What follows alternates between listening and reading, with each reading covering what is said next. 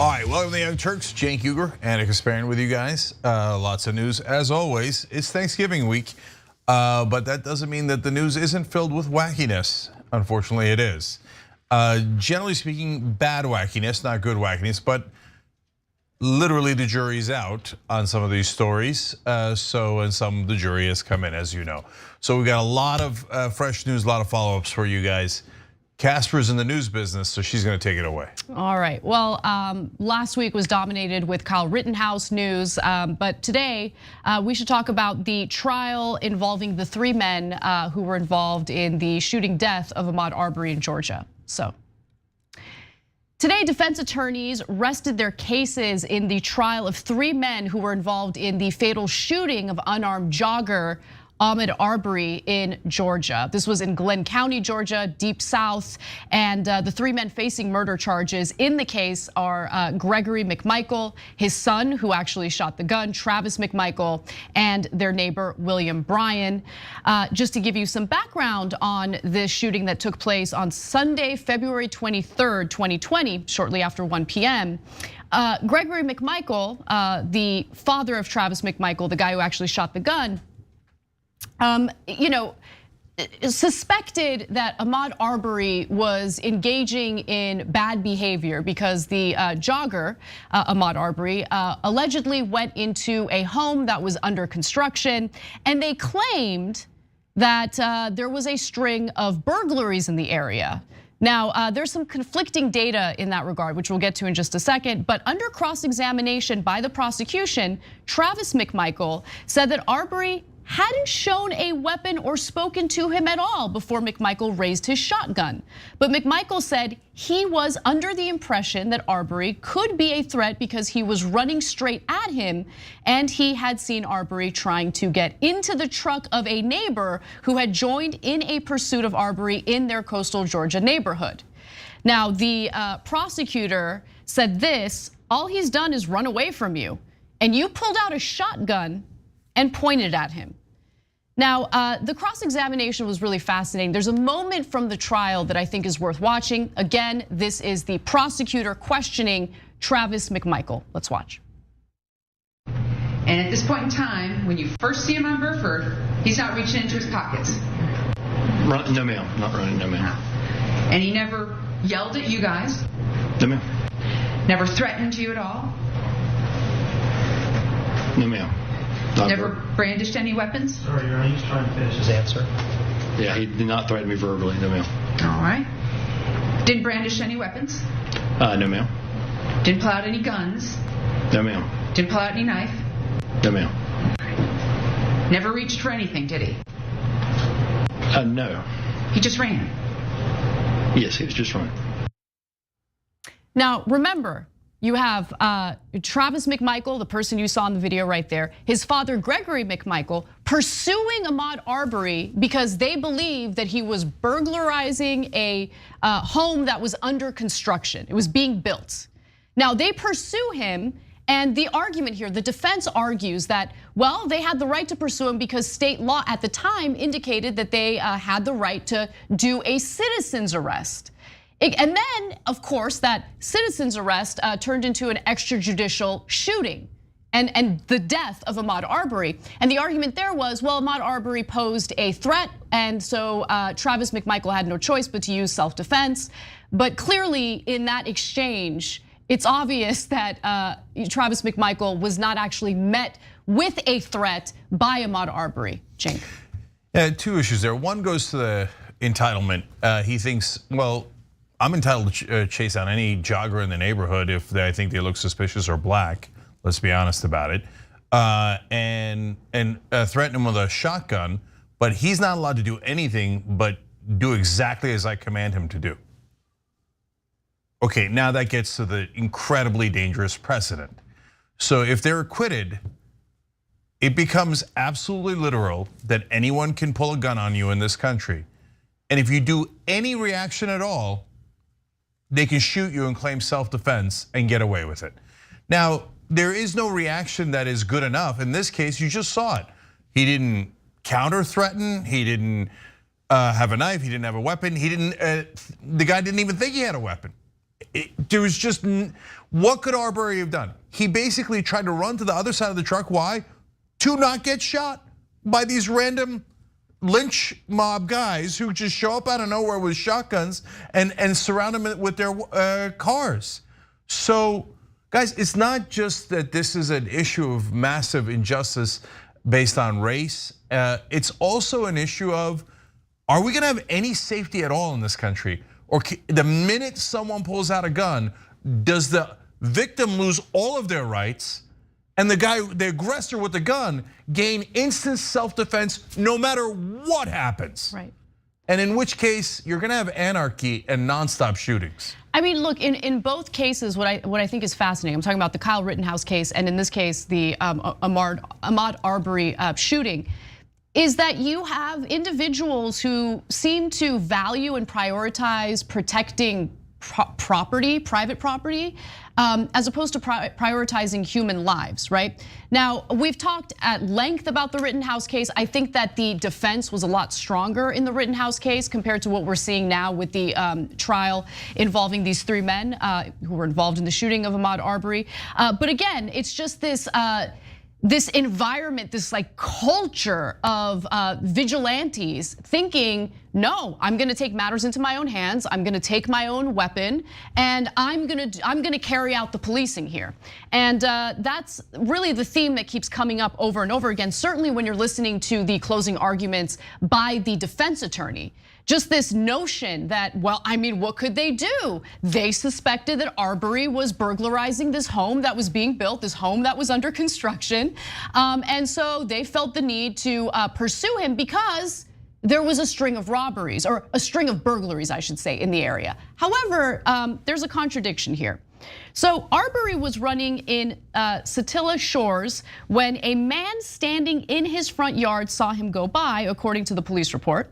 The man, Gregory McMichael, said he thought Arbery looked like a man suspected in several break-ins in the area and called to Travis McMichael, his son. Now, this is according to the police report, right? Travis McMichael, after the shooting, calls the police, and here's what he repeats about the string of burglaries. We've had a string of burglaries. I was leaving the neighborhood, and I just caught a guy running into a house being built 2 houses down from me. When I turned around, he took off running into the house. Okay. What did he look like? It's a black male, red shirt, white shorts. All right, my bad. That was before he did the shooting, okay? Now, what was relevant there, though, is the fact that he mentioned the string of burglaries, right? That's the justification for pursuing him in the first place. However, according to the Brunswick News, they looked at police records to determine if there really was, in fact, a string of burglaries in the area. Here's what they found. Only one burglary, an automobile burglary, was reported to county police in the Satilla Shores neighborhood between January 1st and February 23rd. Of course, February 23rd is when the shooting happened, according to documents obtained by the news, the Brunswick News, in a public records request to the Glenn County Police Department. It involved a Smith & Wesson M&P 9mm pistol stolen January 1st from a pickup truck outside 230 Satilla Drive, the home of Travis McMichael, according to the police report. Gregory McMichael moved the 2011 Ford F-150 from one spot to another in front of the home at around 9:30 a.m. January 1st, forgetting to lock it afterward, Travis McMichael told police. About an hour later, Travis McMichael found the handgun's empty holster on the unlocked trunk's seat, the report said. That was the only burglary.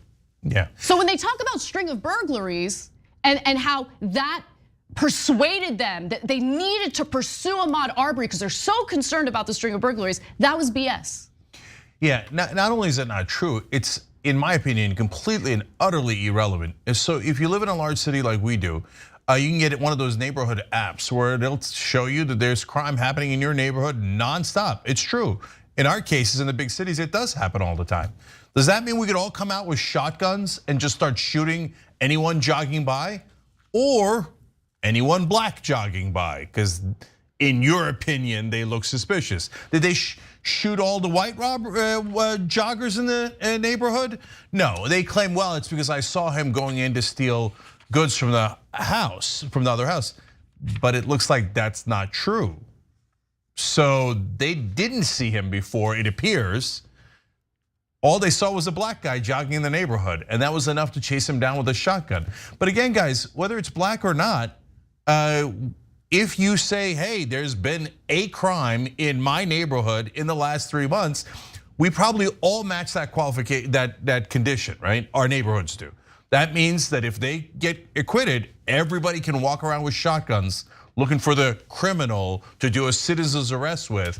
And if the person being pursued reacts in any way, like in the Rittenhouse case, one of the things that was thrown was a plastic bag. In this case, Arbery ran for his life.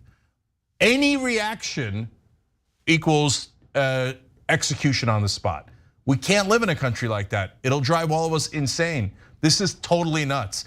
So again, remember, the jury is out. The case has not been resolved. Correct. So let's see how it gets resolved here. Right, so there were other inconsistencies concerning the story from the McMichaels, okay? So what were those inconsistencies? Well, according to the police report, the men grabbed a .357 Magnum handgun and a shotgun, got into a pickup truck and chased Arbery, trying unsuccessfully to cut him off.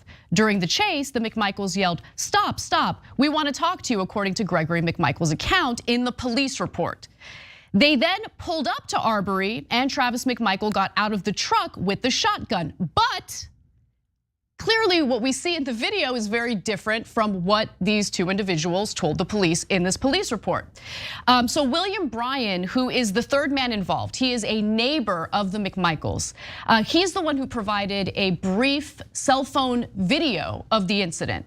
It shows Arbery running along a shaded 2-lane residential road when he comes upon a white truck with Travis McMichael standing beside its open driver's side door with a shotgun.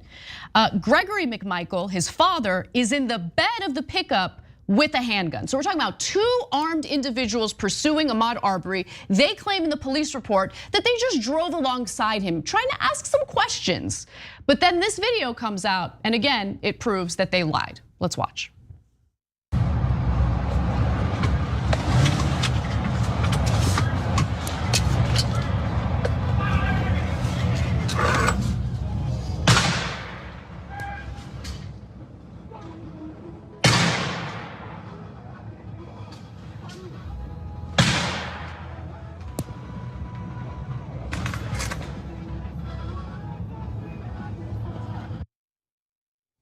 So they had boxed Ahmaud Arbery on the road, trying to kind of trap him, and he's trying to run around. And think about it, he's being pursued by a guy with a shotgun in the deep South. Father's in the bed of the pickup truck with a handgun.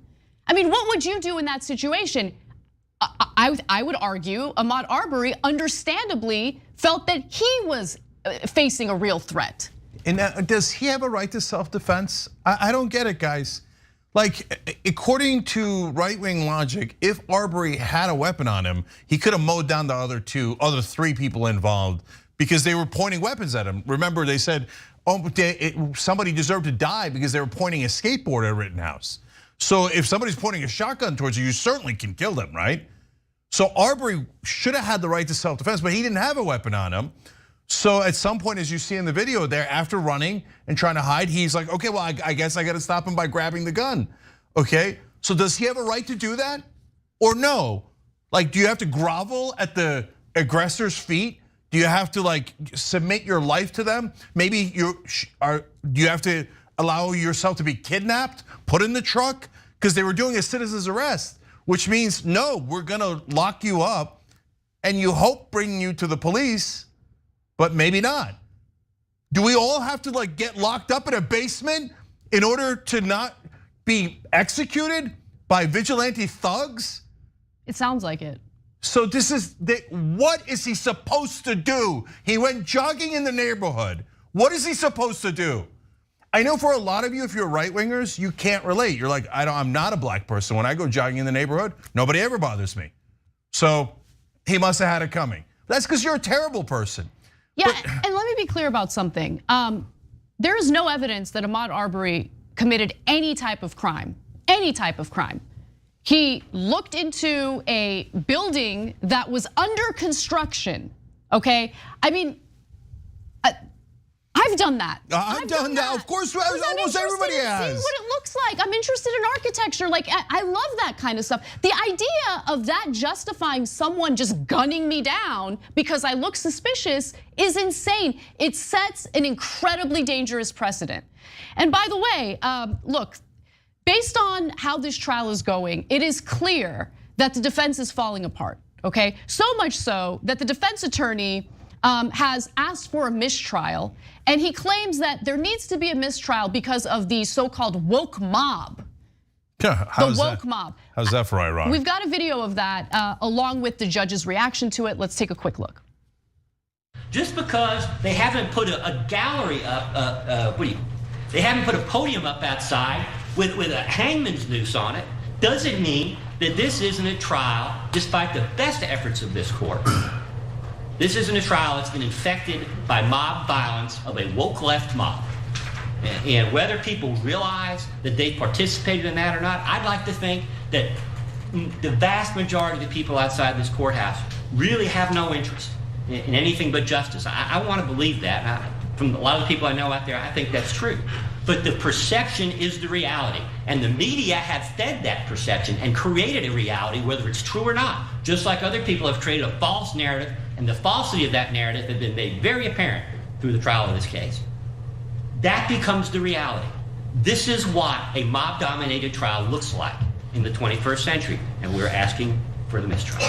All right, the court, having heard from the movant as well as the parties, denies the motion for mistrial. I think the court's position has been accurately stated previously. I thought it appropriate, given the mistrial filed, that we have it on the record.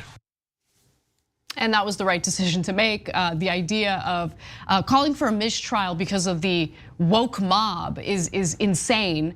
I think that the defense really lacks a defense in this case, especially after that video featuring the cross-examination of Travis McMichael, just stating plainly that he didn't see Ahmaud Arbery reaching for a weapon. He wasn't threatened by Ahmaud Arbery verbally or physically. It's just fascinating, right? That their argument is, hey, we have a right to a citizen's arrest, and in regard to actually executing someone, we might not have the right to that, but it was self-defense. Except it wasn't, because he clearly stated that Ahmaud Arbery was not posing a threat. So, guys, in the example that Anna used, if Anna looks at a construction site and a couple of days later, another white girl is jogging in the neighborhood, can guys with shotguns go and surround her and kidnap her and say, it's okay, we're doing a citizen's arrest? And you look like someone who looked at a construction site a couple of days ago. That would be the precedent if they're acquitted. And if that person in any way reacts wrong, I don't know what the right reaction is. Are they allowed to execute her on the spot? And why does that sound absurd to you when it is this same exact fact pattern, but it happens to be a black male? So for a lot of people, it sounds just as absurd when it's a black male. Unfortunately, for a lot of people in this country, they go, yeah, but come on. Of course you're not gonna do that to a young white woman, but of course you would do it to a black male. Of course you would, because he seems like a threat and she doesn't. Think about what's going through your head. Look at what is actually running through your head. Okay, so now back to the defense attorney. Look, I know you're not supposed to hold defense attorneys accountable because they're supposed to try as hard as they can to get off people, including terrible people. But this defense attorney has been abhorrent. His arguments saying we shouldn't allow black pastors in the courtroom. There's just too many of them. I mean, with all their blackness running around, and now blaming the people looking for justice of being. He didn't just say a woke mob. He said it was mob violence, even though none of them have been violent. Exactly. Maybe his clients could go out there and kill a couple more people, and then he'll turn around and go, well, the mob violence out there with all their opinion and free speech made us kill them.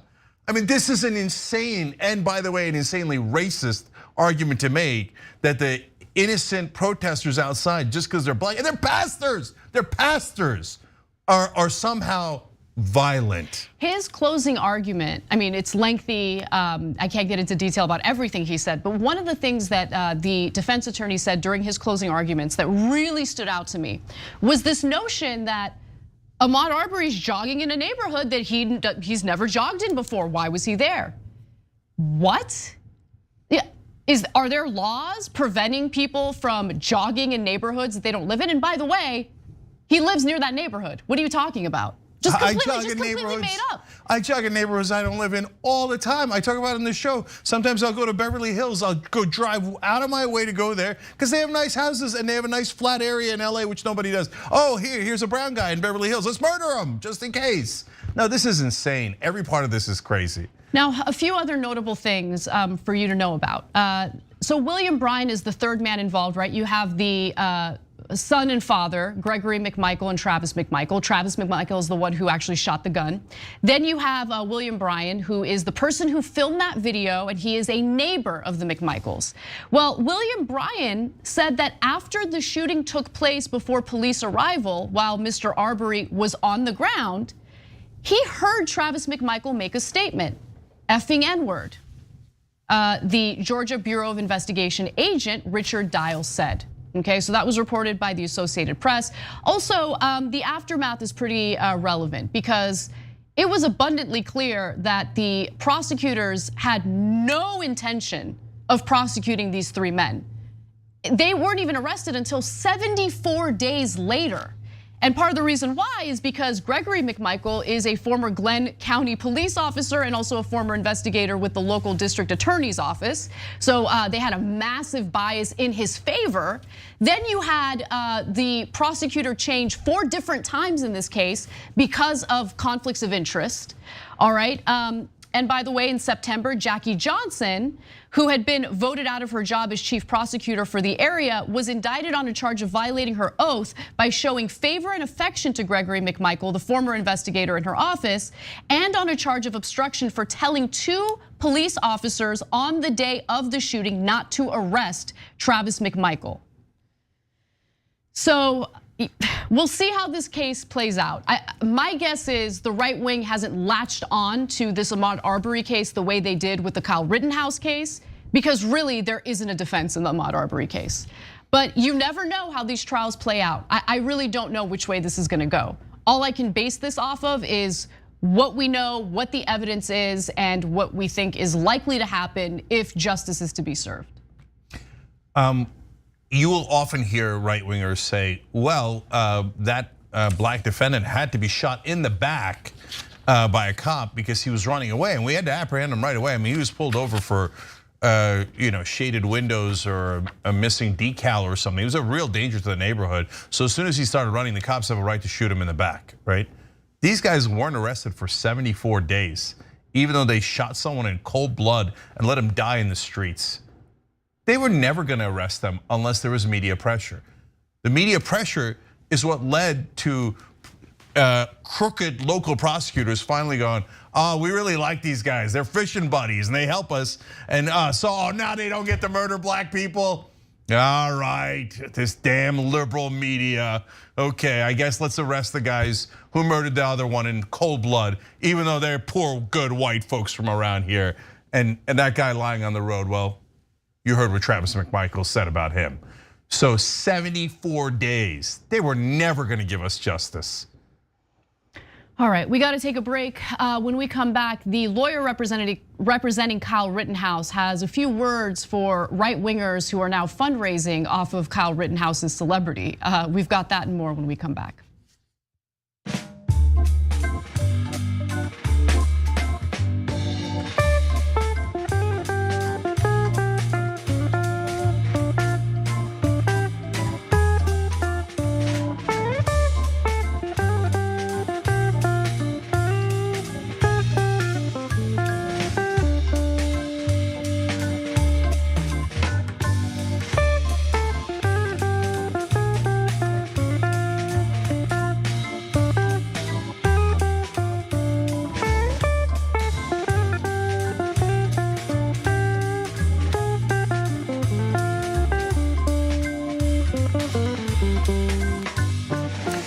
right, back on TYT here during the social break. Let me read you member comments as usual. First, though, new member Tody Beck.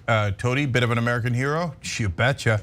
You hit the join button below on YouTube. That helps you join or upgrade, by the way. And then we call you an American hero because you are. As you can tell, we do news differently than everybody else. It's called Truth. We try to investigate what actually happened and tell you what it is without having some sort of weirdo corporate agenda like the mainstream media does, or the, God help you, the right-wing media. All right, let's go to those members. Stiff Upper Lib said, so a black man wearing a white t-shirt with no weapon in the middle of a sunny day is going to a house under construction and just steal stuff? Sounds fishy. Yeah, was he jogging to the burglary? Was he jogging away from the burglary? Why was it in the middle of the day? Why was he wearing a white shirt? Did any of these context clues matter?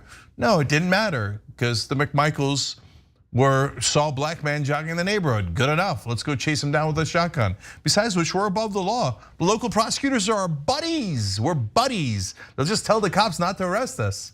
Oh, God damn it, some people in the media caught on. Now we can't murder people like we used to. All right, Shikata Ganai wrote in, so now you can deputize yourself and execute someone carte blanche. Well, that's pretty much the defense argument. Let's see how it turns out. By the way, that was the argument in Rittenhouse and it totally worked. Don't get me wrong, Arbery's not the definitive case on this. Rittenhouse armed himself, walked into a situation he thought was hostile, antagonized people. And then when anyone fought back in some ways, Rosenbaum actually didn't fight back. Rosenbaum had a lot of issues, but he didn't shoot at him. He threw a plastic bag, and that's it. You can just kill him. And so that's what the Rittenhouse jury decided. Love Doctor 7277 said, let's ask the same question. Are people allowed to shoot anyone they think just because they can defend themselves when no one has a gun? Yeah, that's what they're saying. If you don't own a weapon, anyone with a weapon just can walk up to you at any time. If you blink wrong, they could kill you and call it self-defense. Isaac says, I've peeked into construction sites legally too without trespassing. It's not a crime to make people uncomfortable and suspicious, not in a free country. No, of course, in a free country, oh, I don't have to wear a mask, man, I can take disease and spread it all over you. You're just walking around in a way I did not pre-approve, I get to kill you. Yes, the right wing actually believes both of those things at the same time. Tatiana in Japan says, I'm so happy I can watch live today. Well, Tatiana, we're so happy you're with us and we appreciate it. Tyler Hackner on Super Chat says, these trials repeatedly show us how powerful privilege is. That's very true, Tyler, thank you for writing in. This is a different opinion. Relax Channel said, these guys should be in jail, Kyle should be free. If they are guilty, then they are guilty. We can have common sense about this. So I don't agree that Kyle should be free necessarily, but there's an interesting, different opinion, and we're happy to share it, okay? We'll be right back.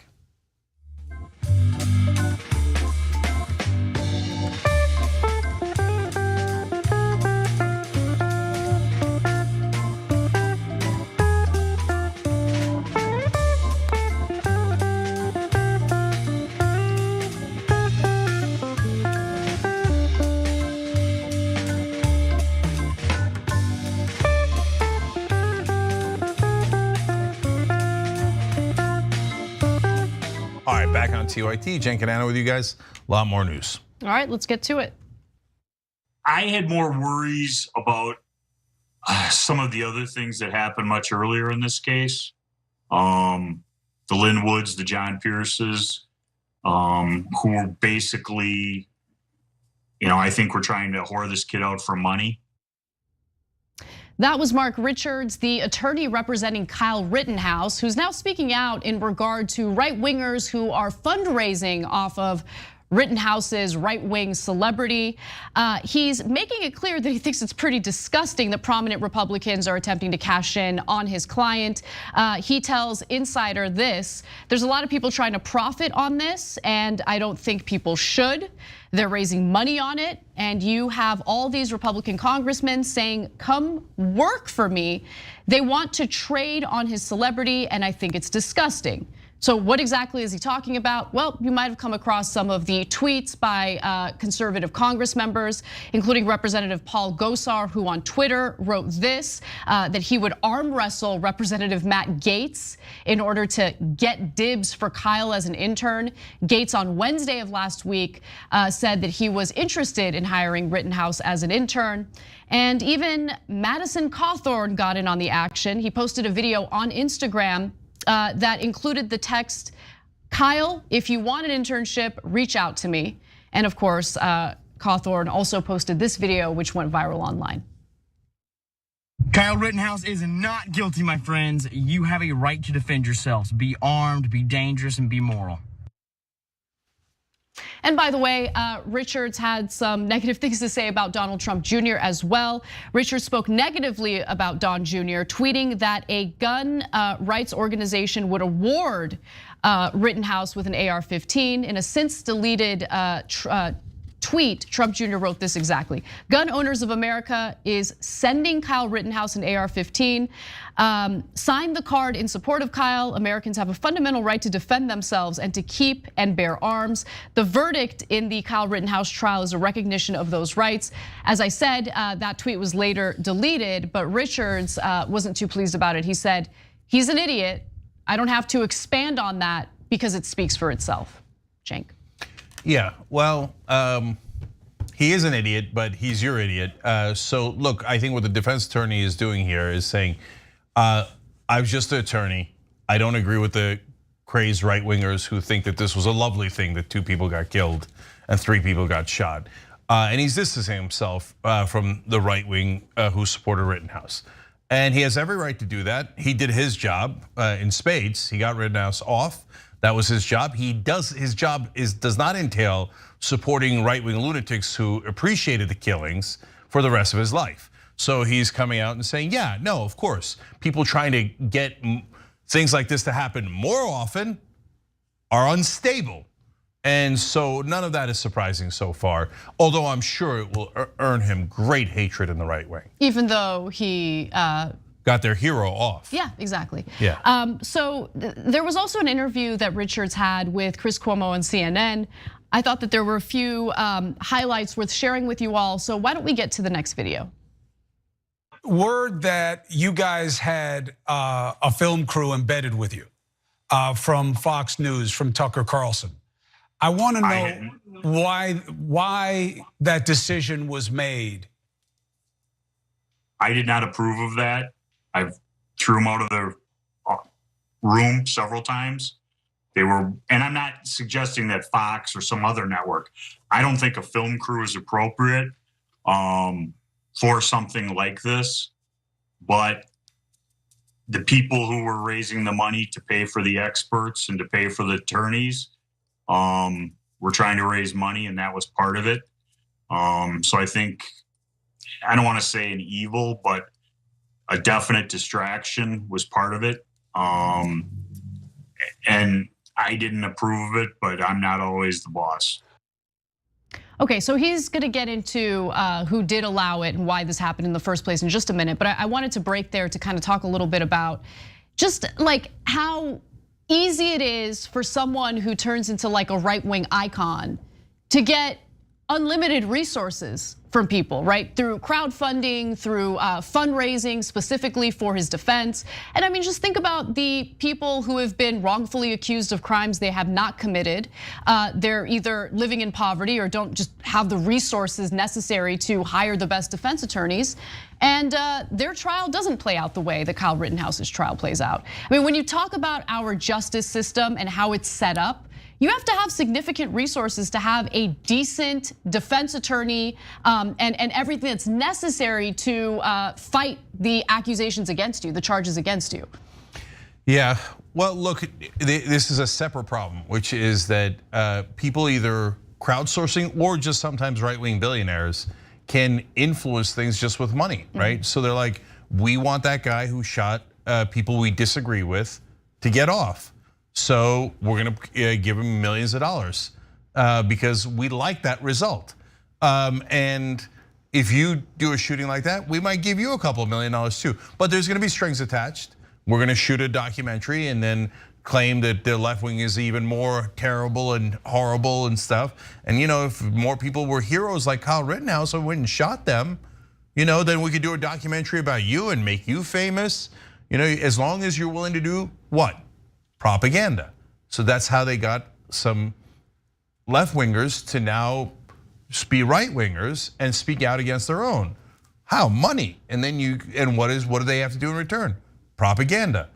So, and here the lawyer, who seems like a smart person in general, is a little conflicted. Let's be honest about it. His money came from that same film crew, right? Or the people who paid for that film crew. So he threw them out a couple of times, but overall, he probably couldn't draw the line. Otherwise, they couldn't pay him. Exactly. Yeah, that's a great point. Now, in this final clip, he discusses, who made the decisions in regard to Tucker Carlson's film crew and all of that. Let's watch. Who were the people who were paying? The people who were raising money. This defense was crowdfunded through donations. But who were the people making the calls about who got to have access to the process? Kyle's family and his advisor. Or were you worried that your client was becoming an agent of animus? Fox News is one thing. I used to work there. Tucker Carlson is a different animal. You know what he means in the political dialogue. Were you worried that Rittenhouse was going to become kind of a stooge of that fringe of our political spectrum? I had a talk with Kyle. All I can say is what I say. And Kyle's going to have some hard choices in his life about the direction he goes and what he stands for. Those will have to be made by Kyle eventually. And as Corey and I told him yesterday while we were waiting alone for the verdict, he needs to learn how to take responsibility and to tell people no.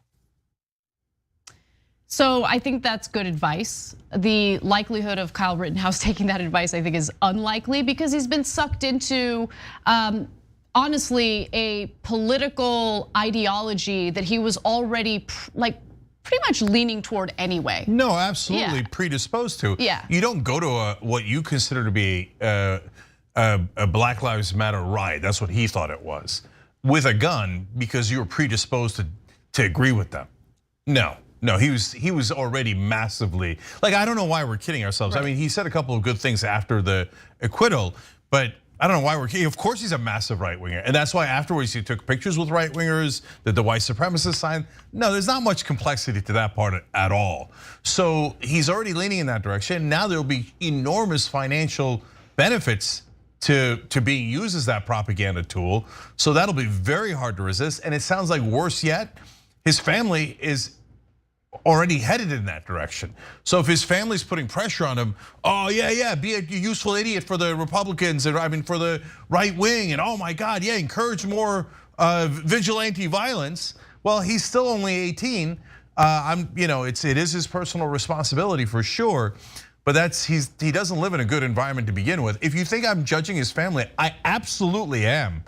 His mom is the world's worst mom. Drove her son into what she thought was a dangerous riot with a weapon and just left him there. Oh, a 17-year-old son, here, take an AR-15, go into the middle of what I think is a riot. And good luck with that, I'll come by and pick you up later. So you think that person is gonna help Kyle Rittenhouse make correct decisions? No, they're probably going to continue to make monstrous decisions. So now, I don't want to, just last couple of things here on everybody involved. This was a great interview by Cuomo. He asked the right questions, etc. I can't help but be frustrated. Well, I used to work at Fox News, so it's not so bad, but Tucker Carlson's bad. No, Fox News is terrible through and through. Yes, there's some people like Chris Wallace who are not monsters on there and are good journalists, but he is definitely an exception. The rule is Monsters Incorporated. So don't tell me you worked there, I'm not interested in that. But it was a good interview. Okay, and now by the way, that's how many times did I tell you? I told you 100 times. The reason why everybody on cable news used to defend Fox News is because they all thought either I worked there before or I'm gonna work there later. So now they realize, oh, I'm not getting jobs anymore because now we're more clearly delineated. Now I can finally criticize them. So thanks for that profiling courage. But back to Cawthorn for a second. The most dangerous of all of this that we just covered is a United States congressman saying, be armed, be dangerous. Be dangerous. No, they're pretty transparent about it, right? Like they're so transparent about it. And look, in regard to Rittenhouse and you got to make some tough decisions, all of the incentives are in the wrong place, right? He's being celebrated. He has become a right-wing icon. And when it comes to Congress members or any politician that's fundraising off of Kyle Rittenhouse, but of course they are. What else would they fundraise off of? The great policies that they pass to better the lives of their constituents? No, like the thing that's really interesting to me is how everyone assumes, because the right wing latched onto that story and couldn't stop talking about it all year long, that everyone else is just hyper focused on that one case and not talking about anything else. No, the right wing, as soon as there's some sort of controversial issue involving one of their own carrying out an act of violence, someone they want to defend, that's all they latch onto until the trial's over. Because what else are they gonna do? What else are they gonna focus on? Are they gonna focus on their policy proposals? What policy proposals? Are they gonna focus on their legislating? What legislating? No, they're obsessed and had been obsessed with this case because that's all they've got. This for them is part of their culture war, is part of something that they could use to distract from the fact that they're all losers who have failed to propose or pass any legislation to better the lives of their own constituents. This is it, this is all they've got. So it's not surprising to me in the least bit that this is all they've focused on and this is what they're now using to fundraise off of. So Anna makes this point often about how they're trying to distract you because they have no policies. So here is something that you should keep in mind when she makes that point.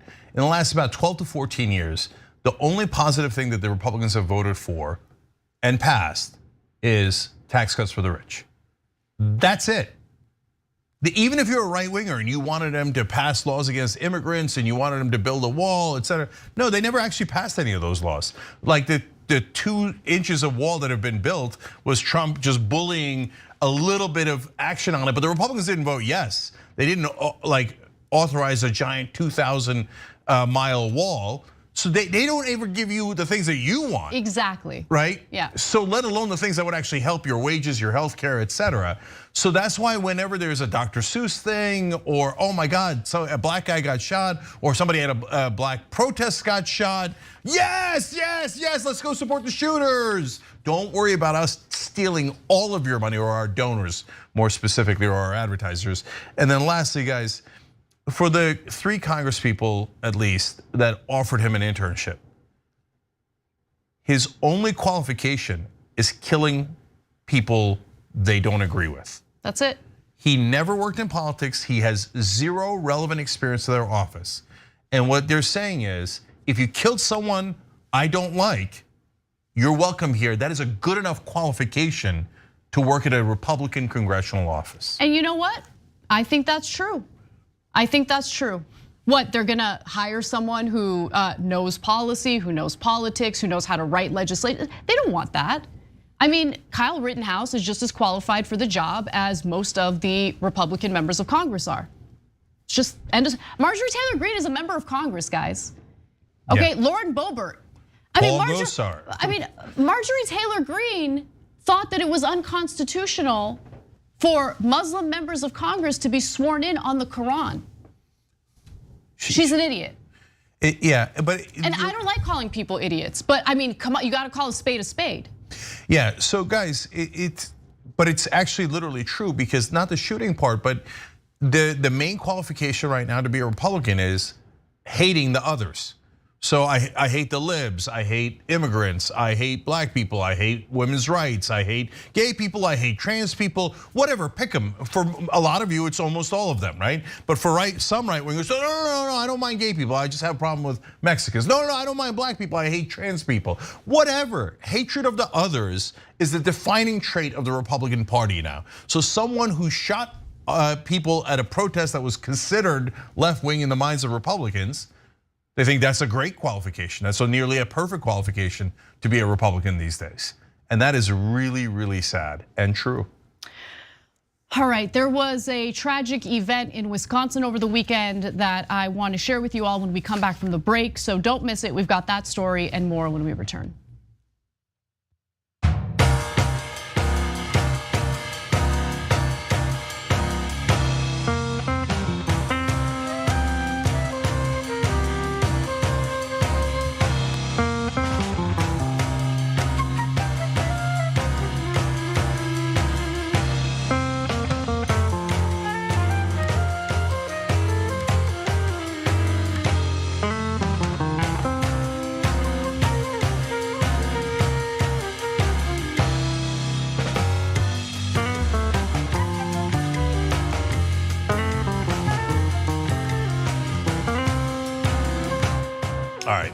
on TYT.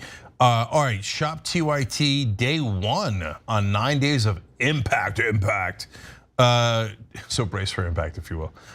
So what does that mean? 10 cents will be donated to Planned Parenthood for every comment on Anna's viral TikTok video. It will be the pinned video of the top of the page, which you can check out by heading to tiktok.com /at the Young Turks. Okay, so you leave a comment on there, and 10 cents will be donated to Planned Parenthood. If a lot of people leave comments, that'll be a lot of money. All right, plus 15% off Feminist AF, and those of you in the know knows what AF means. Okay, collection at shoptyt.com. Use code feminist at checkout. That's to prevent the right wing. Like, oh, I want my feminist AF shirt. You have to type in the word feminist to get it.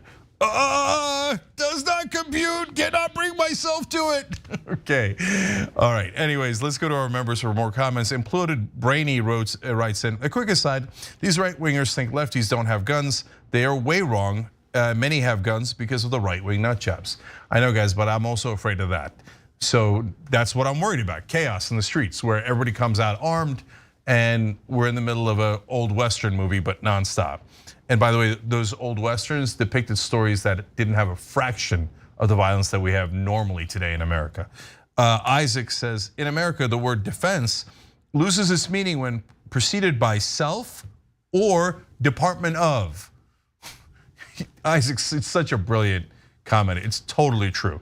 Like, Department of Defense, even my son the other day was like, but wait, when was the last time they defended America? I'm like, no, kiddo, you're right. They go on the offense. It has nothing to do with defense. And self-defense now means I can shoot anyone I like. Antonio C. Mariquin just became another member by hitting the join button below. Are they an American hero? I guess. And now I have to say I guess because Tony Beck, who just joined and I called out last time, wrote in on Super Chat with a great comment. Seeing as I'm an Icelander living in Malta, I'll accept the title American Hero as an honorary one. I humbly accept. Well, I humbly grant it upon you, Tony. It doesn't matter where you live as long as you've got the right way of thinking. The idea of America is a great one and should be defended. Its practices have been spotty at best, but that's why we're trying to get it to do better. Pizza for Breakfast makes a good correction. Says, Cenk, you forget that the right also passed voter suppression laws. That's true. On the state level, they also did that, and they did go after abortion. I was talking about the federal level, though, but great point. And VK West NYC wrote in on Twitch saying, thank you, TYT, for unbridled truth in reporting. Keep up the great work. We appreciate it. You as well. And this Jen wrote in, thank you for keeping me informed. Well, thank you for keeping us on air and for being the wonderful audience that you guys are and participating in the show.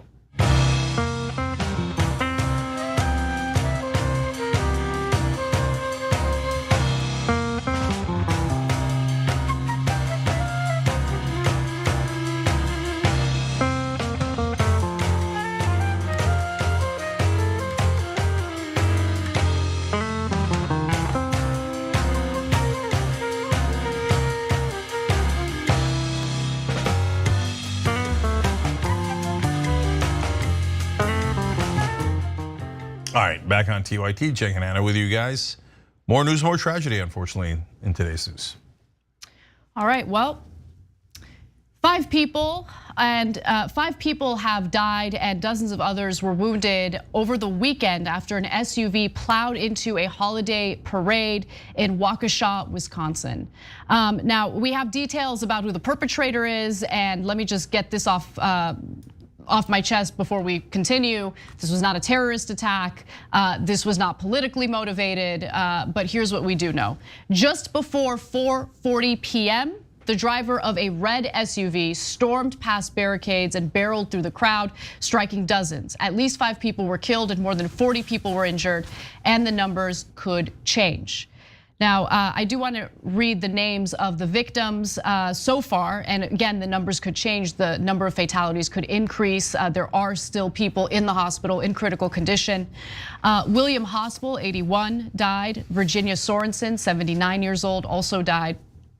Leanna Owens is another victim, 71 years old, and we have Tamara Durand, a 62-year-old. So those are some of the victims that we know about, and as I mentioned, there are dozens of others who have been injured as a result. Now, the suspect is Daryl E. Brooks. The police department is recommending 5 counts of first-degree intentional homicide, and he does have a lengthy rap sheet. So he's been charged with 10 crimes since 1999 alone.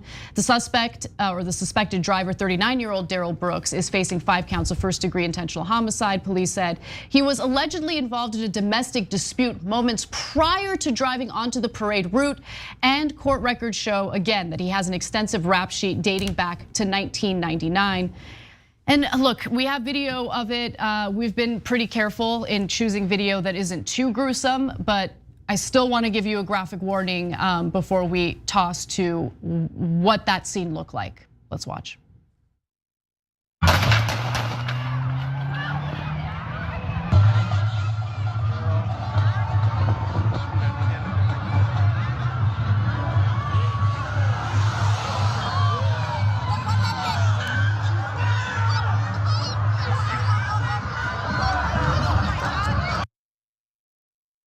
There are other videos online that are far more gruesome, but it gives you a sense of what we showed you, gives you a sense of what the scene kind of looked like. And by the way, Brooks has been charged 3 times in less than 2 years with recklessly endangering the safety of others. Most recently, in an incident in which he is accused of running a woman over with his vehicle in Milwaukee. So we showed you that video partly because wanted to show you a sense of like how incredibly scary it is. So as I was watching that young girl in the foreground of that video the first time, I was like, no! And so in that case, she was fine, but many others are not. One hospital alone had 18 wounded children, 6 of them who are in critical condition. A lot of the people who died were part of the Milwaukee Dancing Grannies. And they come out and try to, give joy in the Christmas season. They help the needy. They were wonderful, wonderful human beings who everybody in the community loved. So what went wrong here? In this case, it is not at all political, it appears, okay? So unfortunately these days, whenever there's a mass killing of some sort, everybody asks the same questions. In the old days, it used to be, are they Muslim? I guess people still ask that, but now mainly, is it right-wing terrorists? Or is it just a crazy person? And in this case, it's a bad guy, and he's that rap sheet.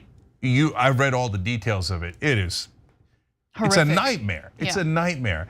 And so the one political question that comes out of this is, how could this guy be out in the street? Yeah, exactly.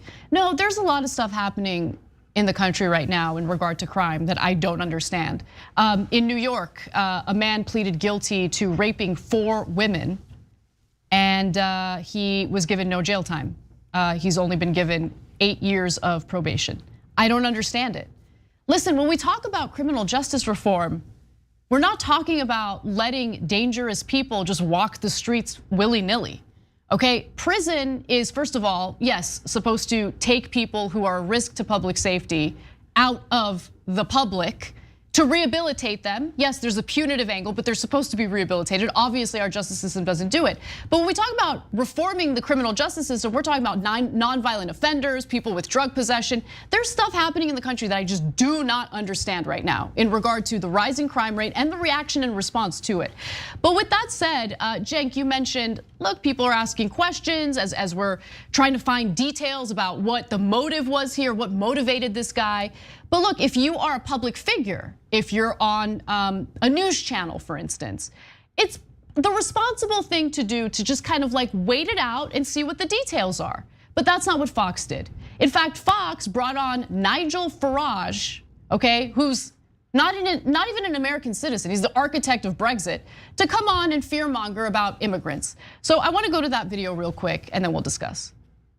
I don't want to make connections where they might not yet exist, but here's one thing we can observe very objectively. These kind of mass gatherings become vulnerable targets for those who wish to do ill, and you've seen that already in Europe, Nigel.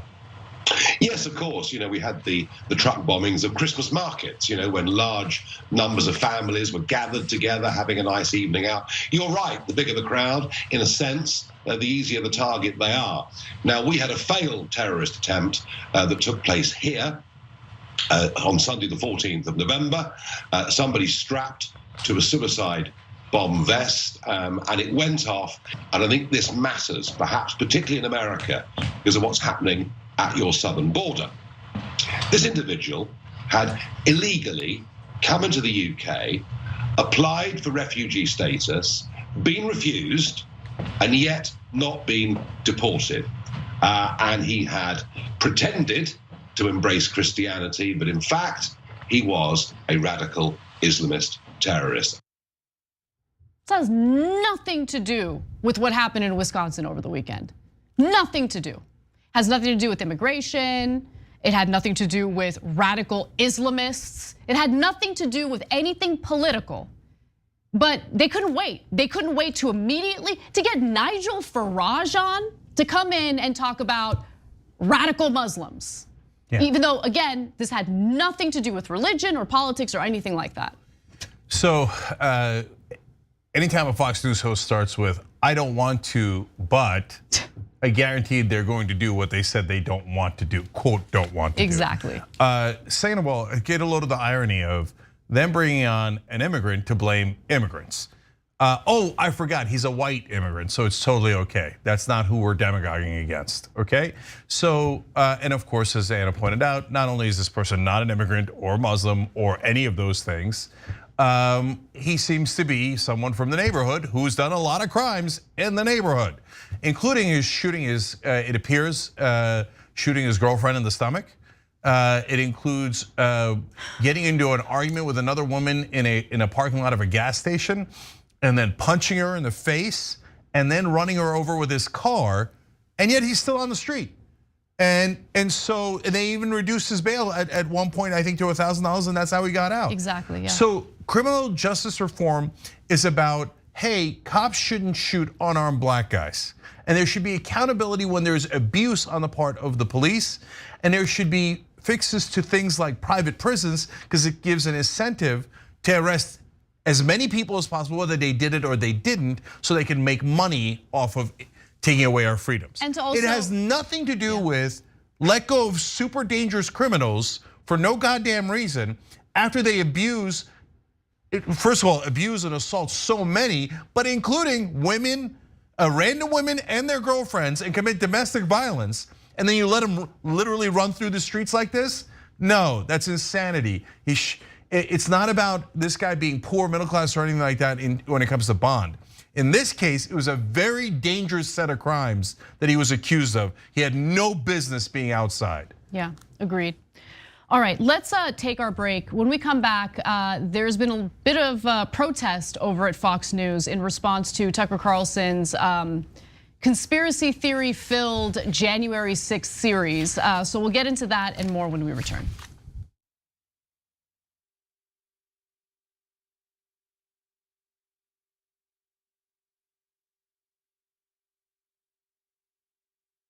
Every day, the Young Turks delivers 2 hours of solid, fact-based, timely news and progressive commentary on all the day's most important stories. We keep our viewers informed while also providing perspective and insight on the news we cover, so you understand not only what's happening, but also what's happening behind the scenes, the stories behind the stories.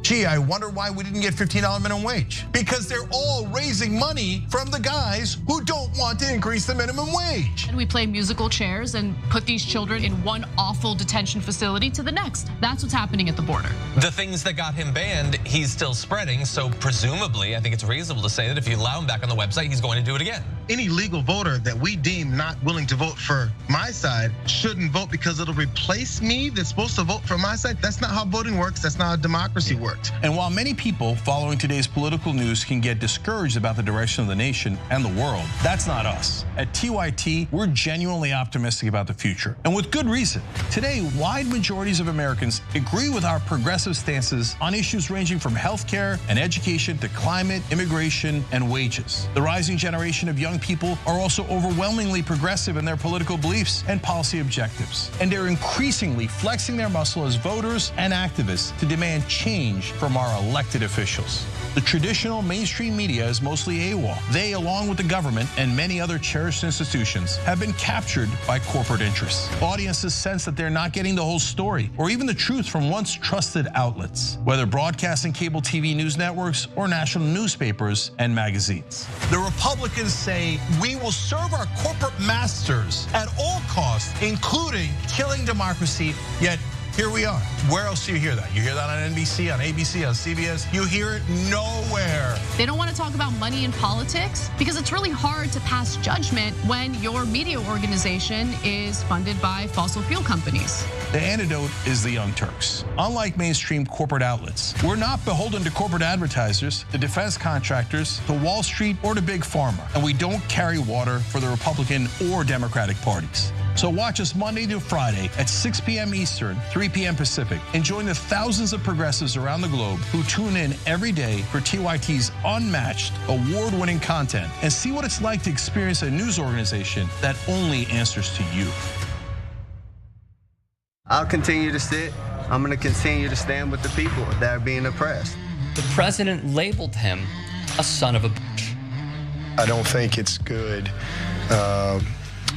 to be a distraction to your team. To stand proudly for the national anthem. You know, some of these people need to move to another country. Well, you shouldn't be playing, you shouldn't be there. Maybe you shouldn't be in the country. The president is put in place to amplify the racists in this country. Black men and boys are killed at an exponentially higher rate than white men and boys, as outlined by PBS. Black people are most likely to be killed by police, found mappingpoliceviolence.org.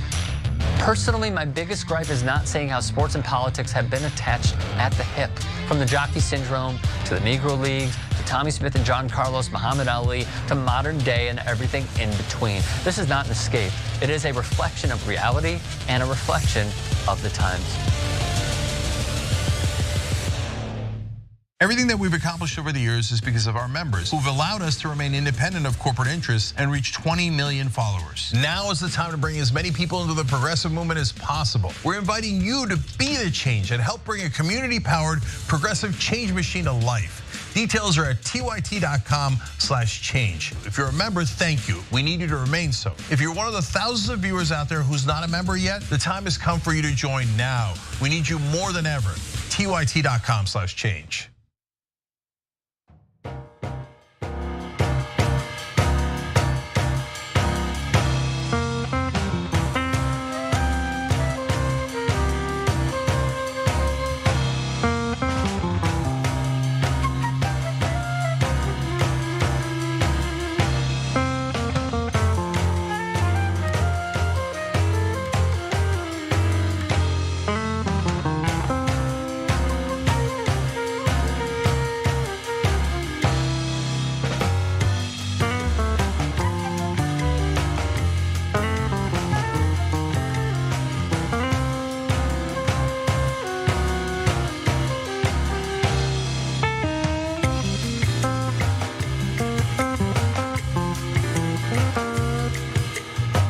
All right, back on TYT, Cenk and Anna with you guys. More news.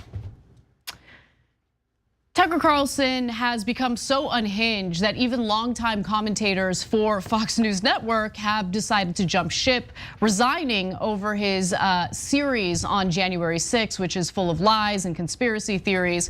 Both Jonah Goldberg and Stephen Hayes spoke to NPR about their decision to quit Fox News. Goldberg said the following: it's basically saying that the Biden regime, he's speaking about the January 6th series that Tucker put out, is coming after half the country. And this is the war on terror 2.0. It traffics in all manner of innuendo and conspiracy theories that I think legitimately could lead to violence. That for me and for Steve was the last straw.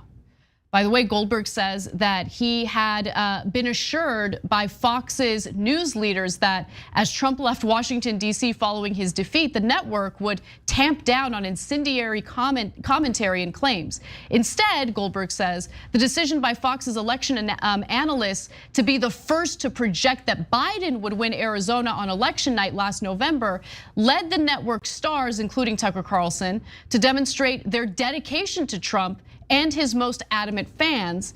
And that led to Fox's opinion stars to embrace increasingly indefensible positions, Goldberg argues. And when you hear about audience capture, I think this is a really good example of it. Because remember, Trump made Fox News a target for announcing that Biden had won Arizona first. And that led to Fox News viewers jumping ship to watch OAN or Newsmax or anything else that's even further to the right than Fox News is. And in response to that, it seems like the Tucker Carlsons of the network have decided to not only double down on conspiracy theories and nonsense, but to spread even more vicious lies that could lead to more violence in the future. Yeah, I think it is an incredible case of audience capture. We've talked about that in a couple of different contexts, but when your audience goes in a certain direction, you have to be strong and see if they're right or if they're wrong. So in our case, I remember the audience went in a different direction than us when Obama first started. I said, he's not delivering on his promises. A lot of people were mad and they said, no, he's a Democrat and he's hope and change and you should give him 8 years to see if he can do that. No, we were right. And we stuck to our guns and we lost money, we lost audience members, but that's what you do if you care about the news and you care about truth. In the case of the right wing or people who used to be left wing, the minute their audience starts saying, this is what I want, this is what I want, and you're gonna get money if you give me this, they get captured. I think it happened to some fake left wingers. I think it happened to Joe Rogan. I think it's happened to Fox News in general. The funny thing is, I think Tucker Carlson is not in that category. I think Tucker Carlson is making an active decision. So he doesn't mind the audience capture. He's not led around by the audience capture. No, I think he's going over the top populist to try to replace Donald Trump as the leader of the Republican Party. I think he sees that his audience and the voting base loves conspiracy theories. They love violence. They love call to arms. They don't like critical thinking skills. They are that logic is important to them. So he gets in touch with their fifis, their feelings. And so Tucker's constantly saying, oh my God, the man, whoever the man is, I'll tell you, man, they're really screwing you over and they're coming to get you. You better grab your gun. And that's what the point of this documentary is. They're gonna do a war on terror 2.0, but it's gonna target the right wing. So, I mean, what could any good person being hunted by the big government thugs do? You gotta grab your guns and do something. And that is the implication. And Tucker knows that's a winning strategy in a Republican primary. I think he's trying to go over the top. I've said this before, trying to go over the top so at some point Fox News has to fire him. And if they do that, then he becomes martyr extraordinaire, the top martyr for the right wing. And it gives him a platform to get into politics. So, but if they don't fire him, he still wins because he gets to put out this trash. And anytime anyone objects, he goes, you see that? I'm the only one brave enough to tell you the truth. Hurry up and get your guns. And on the left, what do we have on the left? Bunch of feckless, flaccid, pathetic Democratic lawmakers who are still playing games with the Build Back Better agenda. Look, it's not gonna happen. You guys are losers. Can we just get over it already? But that's who we have protecting us, right? Those are the people protecting us from the right wing? Great. Anyway, Stephen Hayes is the other Fox News commentator who has now stepped down. He says, I thought it was irresponsible to put Tucker's January 6th series out into public airwaves. The trailer for the series basically gave people the impression that the United States government was coming after all patriots, half of the country in the words of one of the protagonists in the piece, and that the federal government was going to be using the tools and tactics that it used to go after Al-Qaeda. And that's not happening, that's not true. And by the way, one of Trump's officials spoke about this and talked about how disgusting this behavior is during a cable news interview over the weekend. So this is Alyssa Farah, who again was a Trump official, speaking out on New Day. Let's watch. Good for both Stephen Hayes and Jonah Goldberg, who are old school intellectual conservatives, people I grew up, reading. Liberal Fascism, Jonah Goldberg's book, is really something that inspired me to be a conservative. They're both absolutely right. Do I think it will have an impact? Probably not. I hope, though, for some of the folks, there are very good journalists at Fox News. I think of people like Brett Baier. I think of people like my friend Dana Perino. I hope they use their voices internally to say, this isn't just bad, it's dangerous. What Tucker Carlson is putting out there could be straight out of propaganda from a foreign nation trying to interfere in our system, because it's not true. It's conspiracy mongering. It's meant to divide. It is also inevitably going to help lead to things like the insurrection happening again. Well, there you have it. A woman who worked for Donald Trump, but considers herself a respectable old school Republican. But what she said there was accurate, so I don't want to get on her too hard. But I think what she said there in regard to the resignations being unlikely to change anything is also accurate. Because what Tucker Carlson is also doing is using the same tactics that you see from Donald Trump. He's trolling or mocking the very individuals who have ethical and moral concerns with the garbage that's now being aired on Fox. So in response to all of this, I want to go to graphic 7 here. Carlson says the departure of the two will substantially improve the channel. He also mocked the two men for denouncing him for propounding conspiracy theories. These are two of the only people in the world who still pretend the Iraq war was a good idea. I mean, that's the kind of garbage you'd get from Jimmy Dore. We're not talking about the Iraq war here. No one wants to watch commentary that's stupid. And then on Twitter, he posted this graphic. The documentary series that drove Jonah Goldberg to an impotent rage. And it's The Patriot Purge, the name of his garbage series. Yeah, so Tucker's realized, just repeat Trump, that's all. So Trump trolled everyone, you troll everyone. Trump mercilessly humiliated fellow Republicans and right-wingers, so you do that. Trump did conspiracy theories, you do conspiracy theories. So there's two last set of folks to blame here. One is the audience. The Fox News audience saw this and loved it. They made Tucker Carlson #1, okay? Yep. I don't mean just documentary, I mean his show, the nonstop hatred of immigrants, nonstop fear and loathing, nonstop lies, and that's what brought the boys to the yard. It's not like they're surprised by it, like, oh, did you see what Tucker did? No, they're like, did you see what Tucker did? By the way, does the left wing do likewise? No. As soon as grifters like Jimmy Dore, an actually relevant human being like Glenn Greenwald, started going right wing, their left wing audience left them, and all they had left was the right wing after that. And so that's how they became even more and more right wing. Oh my God, poor Kyle Rittenhouse. You should be careful about vaccines and on and on.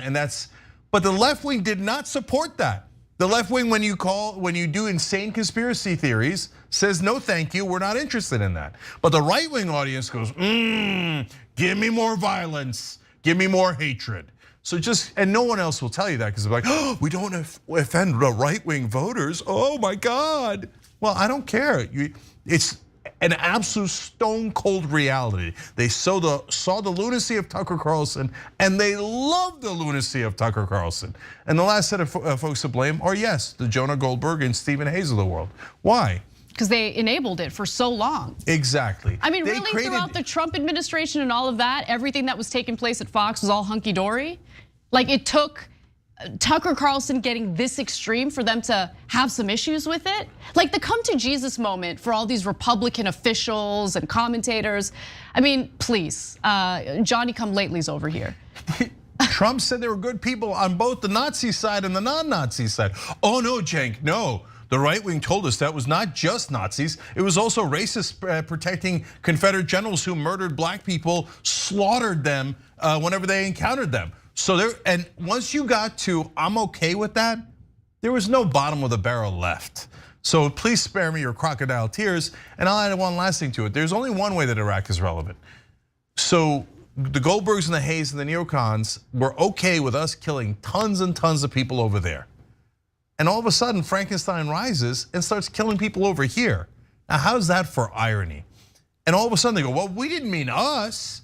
We just wanted violence on a mass scale all across the world. And now the right wing that is just hopped up on violence wants to do it here? Yeah, Jonah. Yeah, Stephen.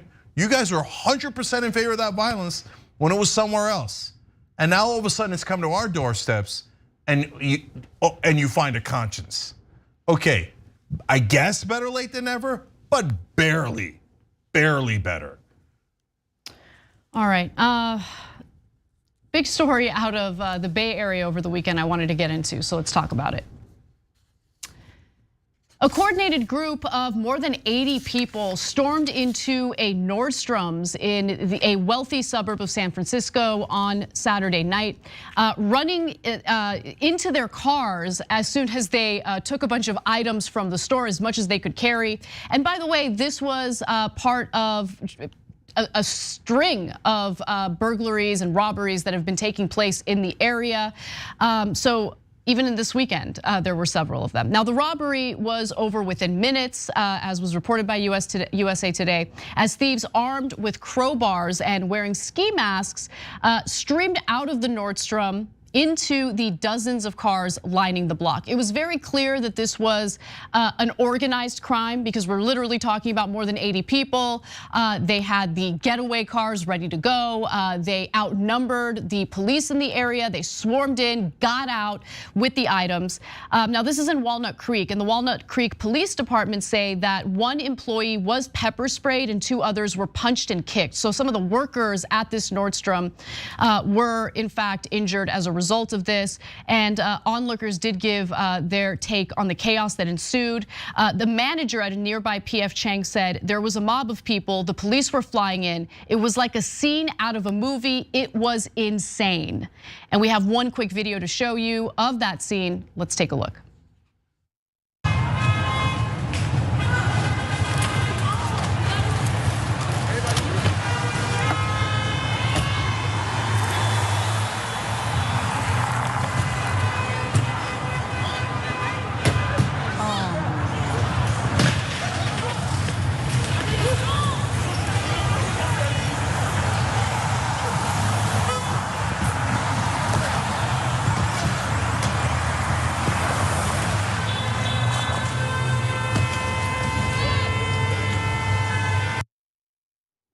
I think it's incredible, like how brazen this was, especially considering the fact that they're getting into cars with the license plates just in plain view. So far 3 individuals have been arrested. Police are reviewing the surveillance to see if they can find any other suspects.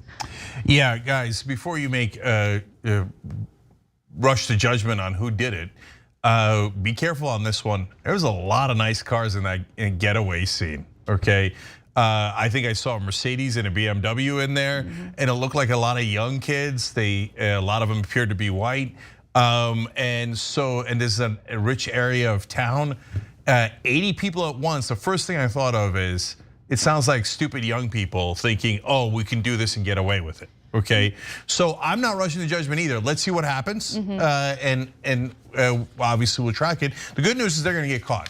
Now, why do I say that? They're idiots for 3 clear reasons here.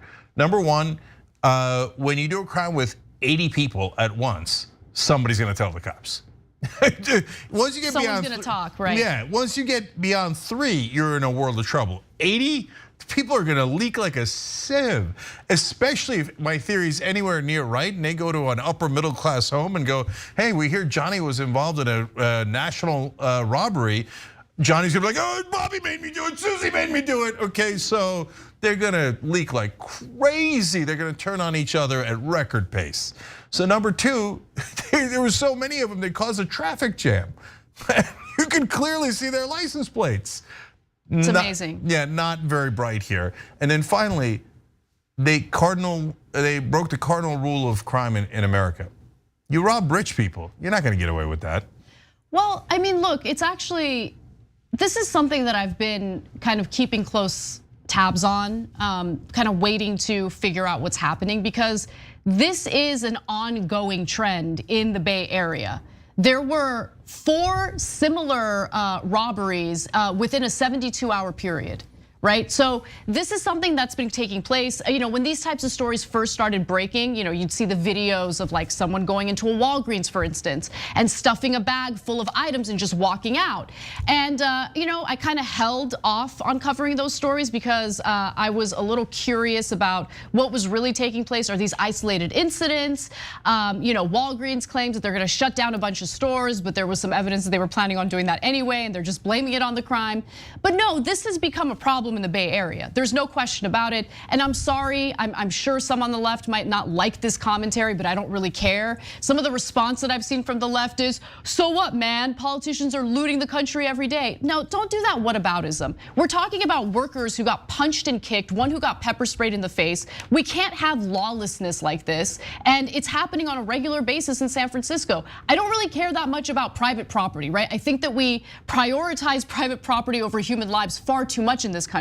But creating an environment or defending an environment of lawlessness and crime is unacceptable. People deserve to feel safe. People deserve to be able to go out with their families and not feel threatened. Workers should feel safe at work without having to deal with mobs coming in and punching them in the face.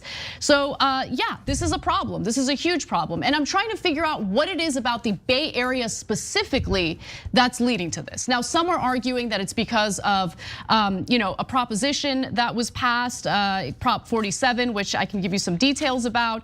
So let's go to graphic 7 here.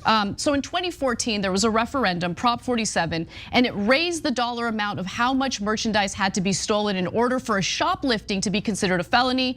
After Prop 47 passed, theft of commercial merchandise under $950 became only a misdemeanor with a maximum penalty of 6 months in jail. So there are some arguments that in an effort to reform the criminal justice system, that has led to some unintended consequences, which I think might be worth looking at, because again, this is an ongoing issue in the San Francisco Bay Area. Yeah, so you're right that it's definitely affecting wealthy areas, but that's why there's now huge blowback. And that's why context matters. When I first started seeing those videos, I thought, yes, but there's tons of robberies all across the country all the time.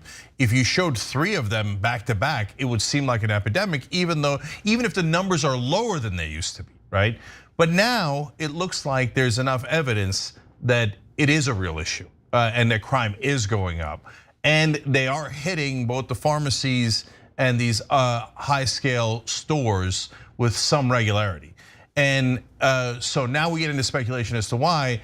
And I have to say that I do think it has to do with lack of law enforcement. And so now, first of all, you don't have to take extreme positions, right wing, left wing, or anywhere else in the middle. So the extreme right wing position is that's why we need to do stop and frisk and accost 96% innocent blacks and Latinos. No, you don't have to randomly assault a black person to actually do your job of doing law enforcement, right? And you also, I don't agree with the extreme position of, no, if it's a lower level crime, let's not enforce it. No, you enforce the law. That's why it's the law. You could, sometimes what I'll do is frame on the show regulations as simply law and order. So a company cannot pollute in your backyard because that is a law that we have, right? And obviously people can't go into a store, smash the place, hit people and grab the merchandise. That's a law we have. Or you can call it a regulation, it doesn't matter. But the bottom line is, of course we have to enforce the laws. There's nothing left-wing or progressive about not enforcing laws because first of all, obviously, and then B, if we have to explain it further, the people who commit crimes almost always hurt the powerless. So it's not the CEO of Nordstrom that gets punched in the face, it's the employee who gets punched in the face and hurt. And everybody's got weapons now. It's shocking that these robberies have not turned into more death and destruction. Yeah, and look, what happens when a problem is ignored, right? Well, it's not like people in that area aren't noticing what's happening, right? And so the pendulum in terms of support for criminal justice reform swings in the opposite direction. Listen, for all the grief we, I think, justifiably give Biden for championing that awful crime bill, you got to understand the climate in which he was able to pass it. And it was because he could exploit the fear. People were living in fear as a result of high crime rates. It's not like we were experiencing the kind of environment we had a year ago or 2 years ago. Everything was all hunky-dory and all of a sudden Biden comes in with this draconian crime bill. Crime was pretty high in the 80s and 90s, which created the environment that would lead to the passage of such bill. And my point is, if you ignore these issues and pretend like they're non-issues, the communities that are experiencing these problems are not going to think they're non-issues, and they're going to be far more supportive of draconian policies that have far worse unintended consequences. So that's something that I really wanted to get across. And then the other thing, you mentioned the lack of policing. You're right about that. So when it comes to the San Francisco Police Department, currently, right now as we speak, they're short 400 officers. So they're understaffed. We're also living in the pandemic era where people have their face coverings, which provides a disguise, or they can cover their identity and commit these crimes and get away with it. So I think that it's a mix of different factors, and it's become a problem that I do think needs to be addressed. Yeah, and the mask help in a couple of different ways, unfortunately, in this situation. We talked about this before. It's not only gives you a disguise, but it also lets you blend in with everyone else, because everybody's wearing masks. So the guy wearing the mask doesn't look extraordinary, they just look normal. And so when folks saw that it looked like there was no law enforcement and everybody's masked up so nobody can tell who you are, at least the dumbass crimes like this, where they then mosey on out with their license plate showing, right? And so, look, by the way, if you want to talk about political blame, this phenomenon clearly started under Trump. So I don't think that it's a Trump thing. I don't think it's a Biden thing. And although I am worried about the so-called blue flu, where law enforcement sometimes goes, oh yeah, you want to defund the police? Then we're not going to do our jobs. So that gets to a point where they're even robbing rich areas, and then rich people get really mad, and then they put a lot of pressure on politicians, and then the politicians go back to being stupidly draconian and handing over everything to the police, including the ability to hurt minorities for no reason, right? Yep. Like in this case, that doesn't look like to be the issue at all, but what will be a reaction to this? My guess is the reaction will be an overreaction. Exactly. Can we please get balance for once in our lives? Yeah, and look, I was listening to interviews with the workers, not just from Nordstrom, but from like other stores that had been targeted by these large groups of people. And look, no one should be going to work at a retail store terrified for their lives. They're like barricading themselves in the back. Like again, let's not minimize what kind of environment this creates for people who are powerless, right? Workers who are just trying to do their jobs, and they're dealing with this on top of all the other issues that workers have to deal with these days. So yeah, I wanted to cover it and give you guys some details on that. We'll let you know if we learn anything different about what's causing it. But again, I do think that it's a mix of several different factors. All right, we got to take a break. When we come back, probably one of the dumbest op-eds I've read in USA Today about how American families shouldn't be getting the child tax credit. And then later, we'll talk about why it is that an increasing number of American couples do not want to have children. We'll be right back.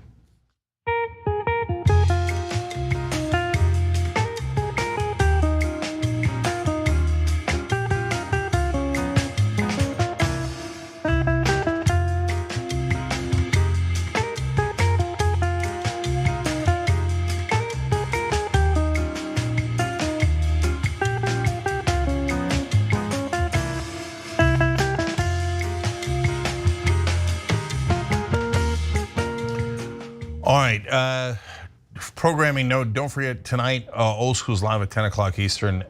It's gonna be me, Ben Mankiewicz, and notorious rascal, Ben Glebe. He's the one that got kicked out of the Charlie Kirk debate for showing him a picture of a dolphin fetus, who Charlie Kirk proudly declared was a human fetus. In fact, was not even a human fetus, was a fully formed human. Come to find out it was a dolphin. Anyway, Ben's awesome. Both Bens are awesome. That's tonight. First episode's free for everybody. Check it out, 10 o'clock Eastern. See what everybody's talking about when it comes to Old School. Also, I mentioned the other day that we would love to hire a White House correspondent. we're tired of the terrible questions that are asked and the important questions that are not asked at the White House. So if you want to help us do that, tyt.com/change. So thank you. Now let me go to some of the comments here. Let's start at Twitch. All these wonderful people, first of all, gifted subs, Metal Turtle, Queen Faye, and Drew in Georgia.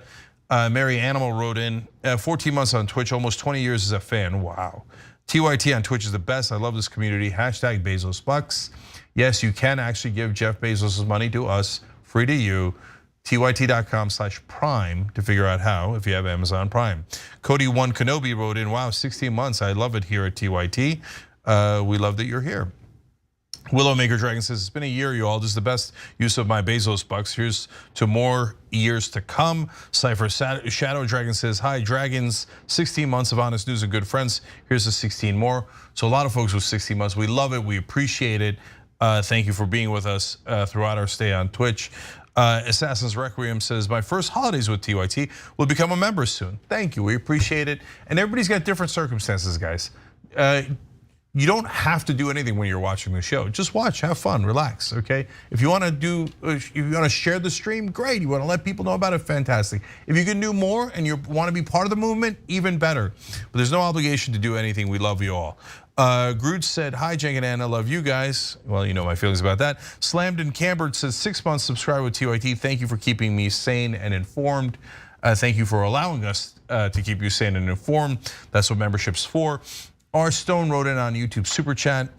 This smells like the kind of underground TikTok challenge going terribly stupid. You know, I don't know if that's the case, but it is a pretty good guess. So we'll find out what the reality is and let you guys know, obviously.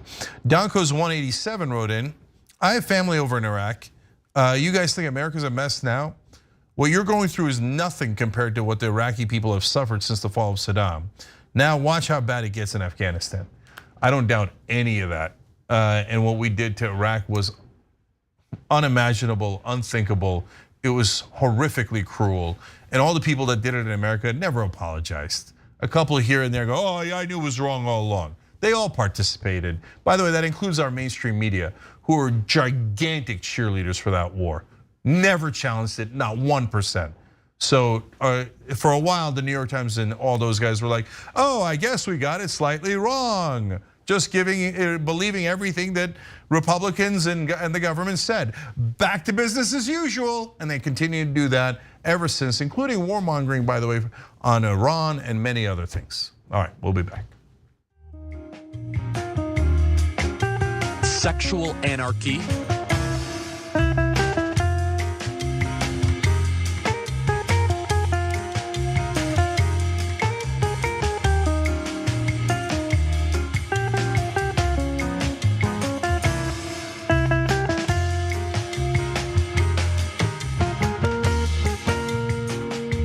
All right, back on TYT, Cenk and Anna with you guys. All right, what's more, Anna?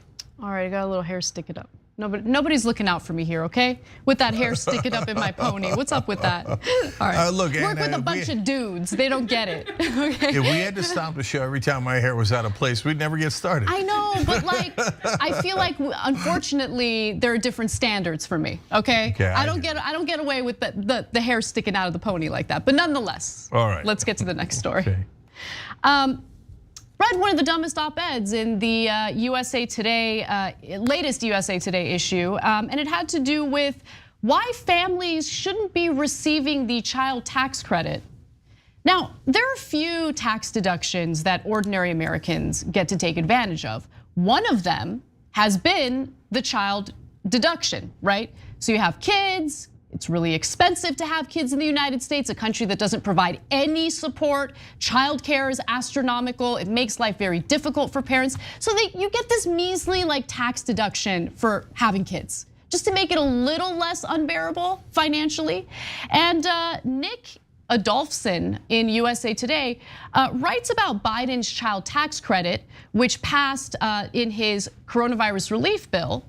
And he thinks it's a bad idea. I mean, he's got a bunch of kids, he's been taking advantage of it, but he thinks it's very naughty and very wrong. Okay, why? And by the way, let me just remind you all that the only thing Biden did with his policy is he made it so the money is direct deposited into families' bank accounts several times a year, so they have access to that money in an easier way so they can pay for the unbearable experience of having children in this country that provides no support. That's all he did. And by the way, it's supposed to lift 50% of children out of poverty. Not 100%, just 50%. But that's a little too extreme for this op-ed writer. Now let me tell you what he wrote. We're receiving the new child tax credit created by President Joe Biden and congressional Democrats in March, which they're now trying to extend through at least next year in their multi-trillion-dollar spending bill. But it would be better for us and America if these checks stopped. Oh, would it? Would it be better for us in America if these checks stopped? Let me give you his ridiculous argument. It's true parenting's a slog. We have 4 kids, ages 7, 5, 3, and 6 months. And every day is somehow crazier than the last. But does that really mean that Americans need Washington to pay us up to $3,600 for each kid up to age 6 and $3,000 per kid ages 6 through 17? As nice as that sounds, the child tax credit is riddled with problems. And I'll give you the incredibly shallow, ridiculous problems that he mentions in just a moment. But let me just remind you all, this isn't an op-ed in regard to Trump's tax cuts for the rich, which will cost this country $2 trillion over 10 years, 1 decade. Okay, he's not writing about that. He's not worried about that. He's worried about helping American families who have children in a country that doesn't have childcare provided for, that doesn't have paid family leave provided for. Oh yeah, you better go after those parents, you know, those parents ripping off the government, having kids and getting tax breaks because of it. I mean, this is the kind of garbage that dominates the narrative in our corporate media. 100%, that's exactly where I was going with it. No, if you're wondering why all of a sudden all of corporate media is at once attacking anything that might help you guys, including Build Back Better, which is past the House but not past the Senate. They're giving a giant assist to Manchin and Sinema and trying to kill it. And they've attacked it in 1,000 different ways. This particular attack against the child tax credit, which is intensely popular, is designed because business interests think it's making people comfortable, and a lot of them are withdrawing from the workforce because we pay them so little that even when you give them something like $800, they think I can survive on that even with my kids because my job is so terrible and pays me so little, I might not go back. And so the business interests are in a panic. Yep. They're like, this might drive up wages. We might actually have to pay a living wage to our employees and not treat them as cattle.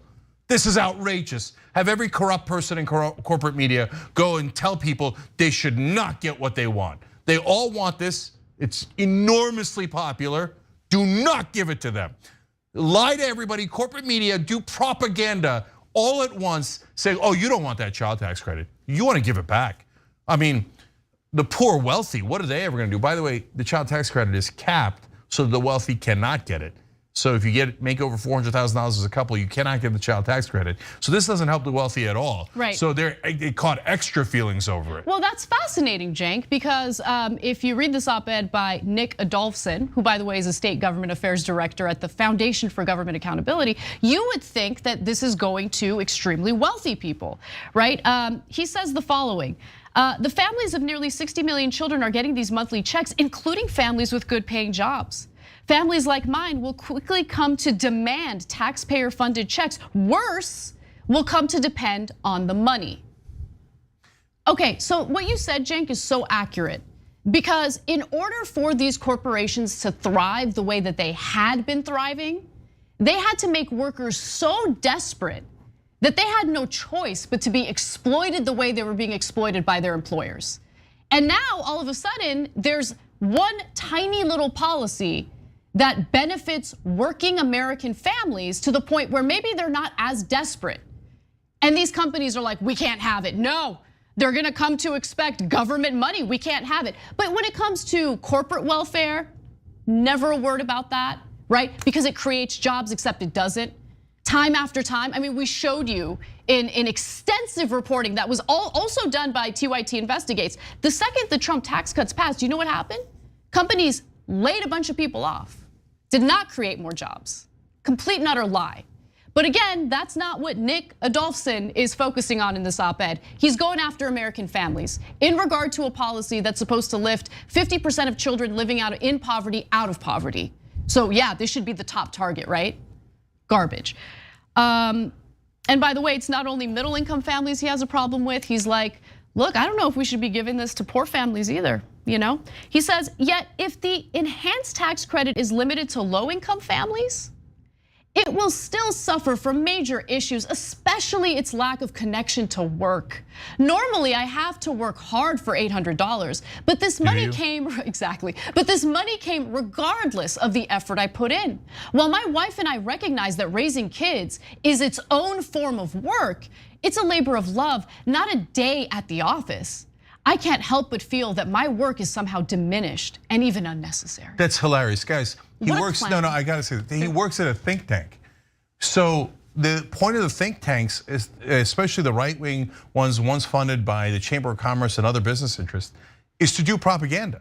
So here he is, USA Today lets him do propaganda as this op-ed. And he says, now normally my work is rewarded. Well, that's because your work is to lie to people, okay? And that's what you're doing in this article. And he's like, normally I have to work hard. I got to roll up my sleeves. I got to come up with some BS excuse why you shouldn't get the money. That's what they pay him for. His hard work is to lie to you. It's amazing. And he thinks, well, I'm owed that because I trick you guys so I get the money and you don't. That's really hard work. That's super hard work. That's what I get paid for. And now they're just giving it out. It's outrageous. Look, guys, there's this guy who gets paid to do propaganda. That is very literal, okay? Saying that you feel entitled, hilarious and ironic. There's secondly, as Anna pointed out, the biggest corporations in America and all across the world, by the way, got trillions of dollars at the beginning of COVID. Trillions. Yep, trillions. But Adolphson wasn't out there going, I can't believe the companies got handouts. Then now they'll never work for a living. It's going to rob the companies of their desperate employees. Yeah, well, that's what it's going to actually do. Yeah. He's like, but how could anybody ever work if they got money for free like I do? Wait, what? Okay, or like my corporate donors do. Wait, what? So he doesn't make that argument. By the way, this is part of a campaign, not just the child tax credit. Now I've seen a new line of attack against Build Back Better Bill 2. There's a provision in there about immigrants. So then Rasmussen, a right-wing organization, goes and polls that in West Virginia and says, do you hate immigrants? And they get an answer of yes, okay? And they're like, that's it, West Virginia doesn't want it. Manchin's right, kill the whole thing. So it is corporate politicians working in league with corporate media to make sure you never get anything from your government. And finally, since you mentioned Manchin, I can't help but talk about the positive reinforcement that's offered to Manchin for serving as an obstacle in the passage of a more robust social spending package. As Adolphson writes in this op-ed, Manchin seems to be the only Democrat who understands that's wrong. He has demanded a work requirement consistent with virtually every other federal family support program over the past 30 years. It's unclear whether he'll succeed. I mean, he's already succeeded quite a bit because the rest of the party is pressuring him to cave and accept an extension. But he's right to wonder why. We need a policy that pushes people to the economy's sidelines instead of keeping them in the game. So let me just note one other thing. So they want work requirements in order for parents to receive this child tax credit. So they're totally fine. Like they're just saying it out loud. Like let me just help you guys read in between the lines here. Children should starve and suffer because we're mad that their parents don't have a job yet. That's what that is. That's exactly what that is. There needs to be work requirements. We're talking about children in a country that provides zero support for parents who have kids. So, guys, the personal responsibility is a punchline that they use for corporate interests. Why? It doesn't have to be. Personal responsibility is a good thing, right? But they take trillions of dollars. The parent companies do. Funny twist of words there, turn of words there.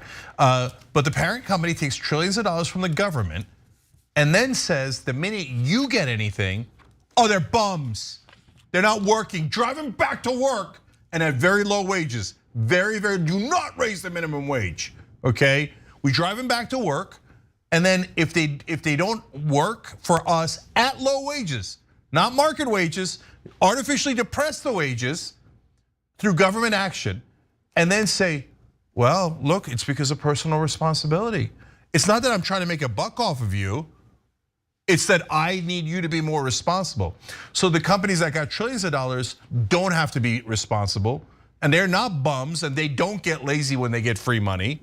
But if you don't work for subhuman wages, then you're a bum who's not taking personal responsibility. Hey, Nick, get out there and call them all bums. That's what we pay you for, Nick. Get out there and do your goddamn job, which is to lie to the American people and make sure you steal their money and take it for us.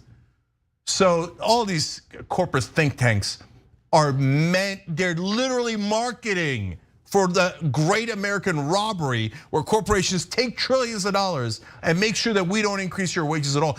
And you see CNN and MSNBC anchors, forget Fox News, CNN, MSNBC anchors, all complaining on air. Oh, the higher wages are driving up inflation. And inflation is a big problem. We can't have higher wages. Make sure that not only they drive them back to work, but I have the lowest wages possible. Personal responsibility, my ass. They never take responsibility for that. This is all a trick so that they can make more money off of you. It's just absolutely sick. Anyway, when we come back from the break, I'll tell you why an increasing number of American couples don't want to have children in America. Gee, I wonder why. We've got that story and more when we come back.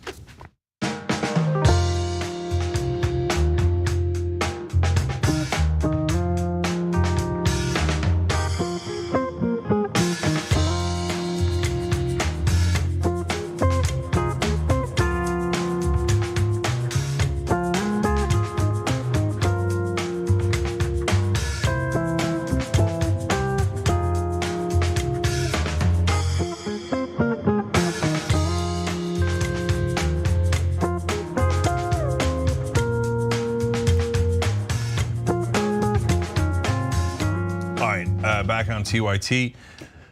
First Twitch Yeetwood Max says, because either you're working or your whole paycheck goes to childcare, or one parent has to give up their job to be home 24/7, which is work that should be paid for through the tax credits.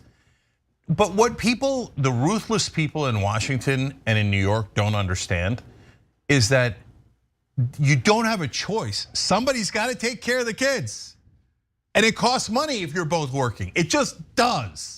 No, I want you to throw the kids up into the air, go work at the mines, and make so little money that you can't ever afford a babysitter. Come back in 8 or 10 or 18 hours, catch the kids from the air, and let all this work out magically while we pay you $7.25.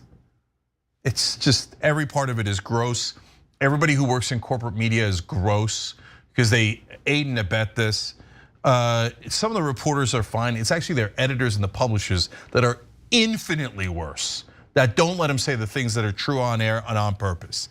Franklin Sharpslicer says, one thing worth noting, when things go bad, we stop voting.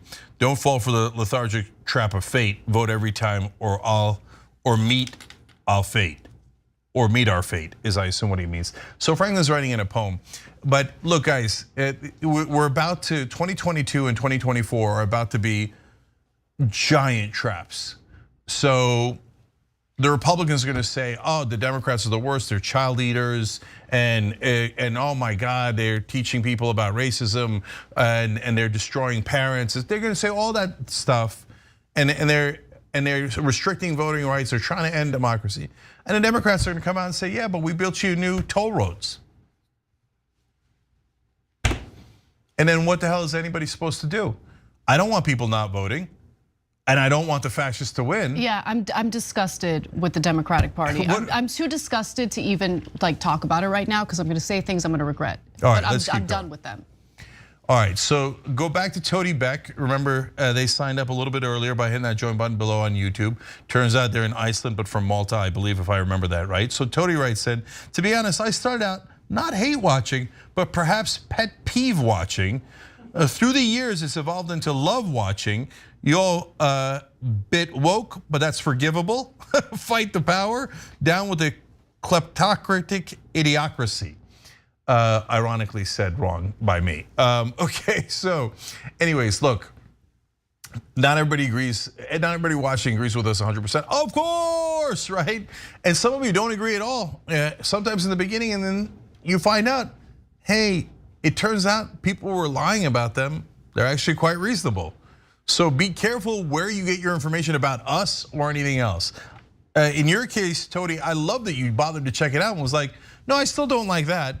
But man, they're really right about that, and we can confirm it. You can confirm it, okay? The rest of the folks will lie to you nonstop and tell you, don't look anywhere else, right? We actually share real news and real facts with you guys. Thank you for being open-minded enough to see that. We deeply appreciate it. All right, we'll be back.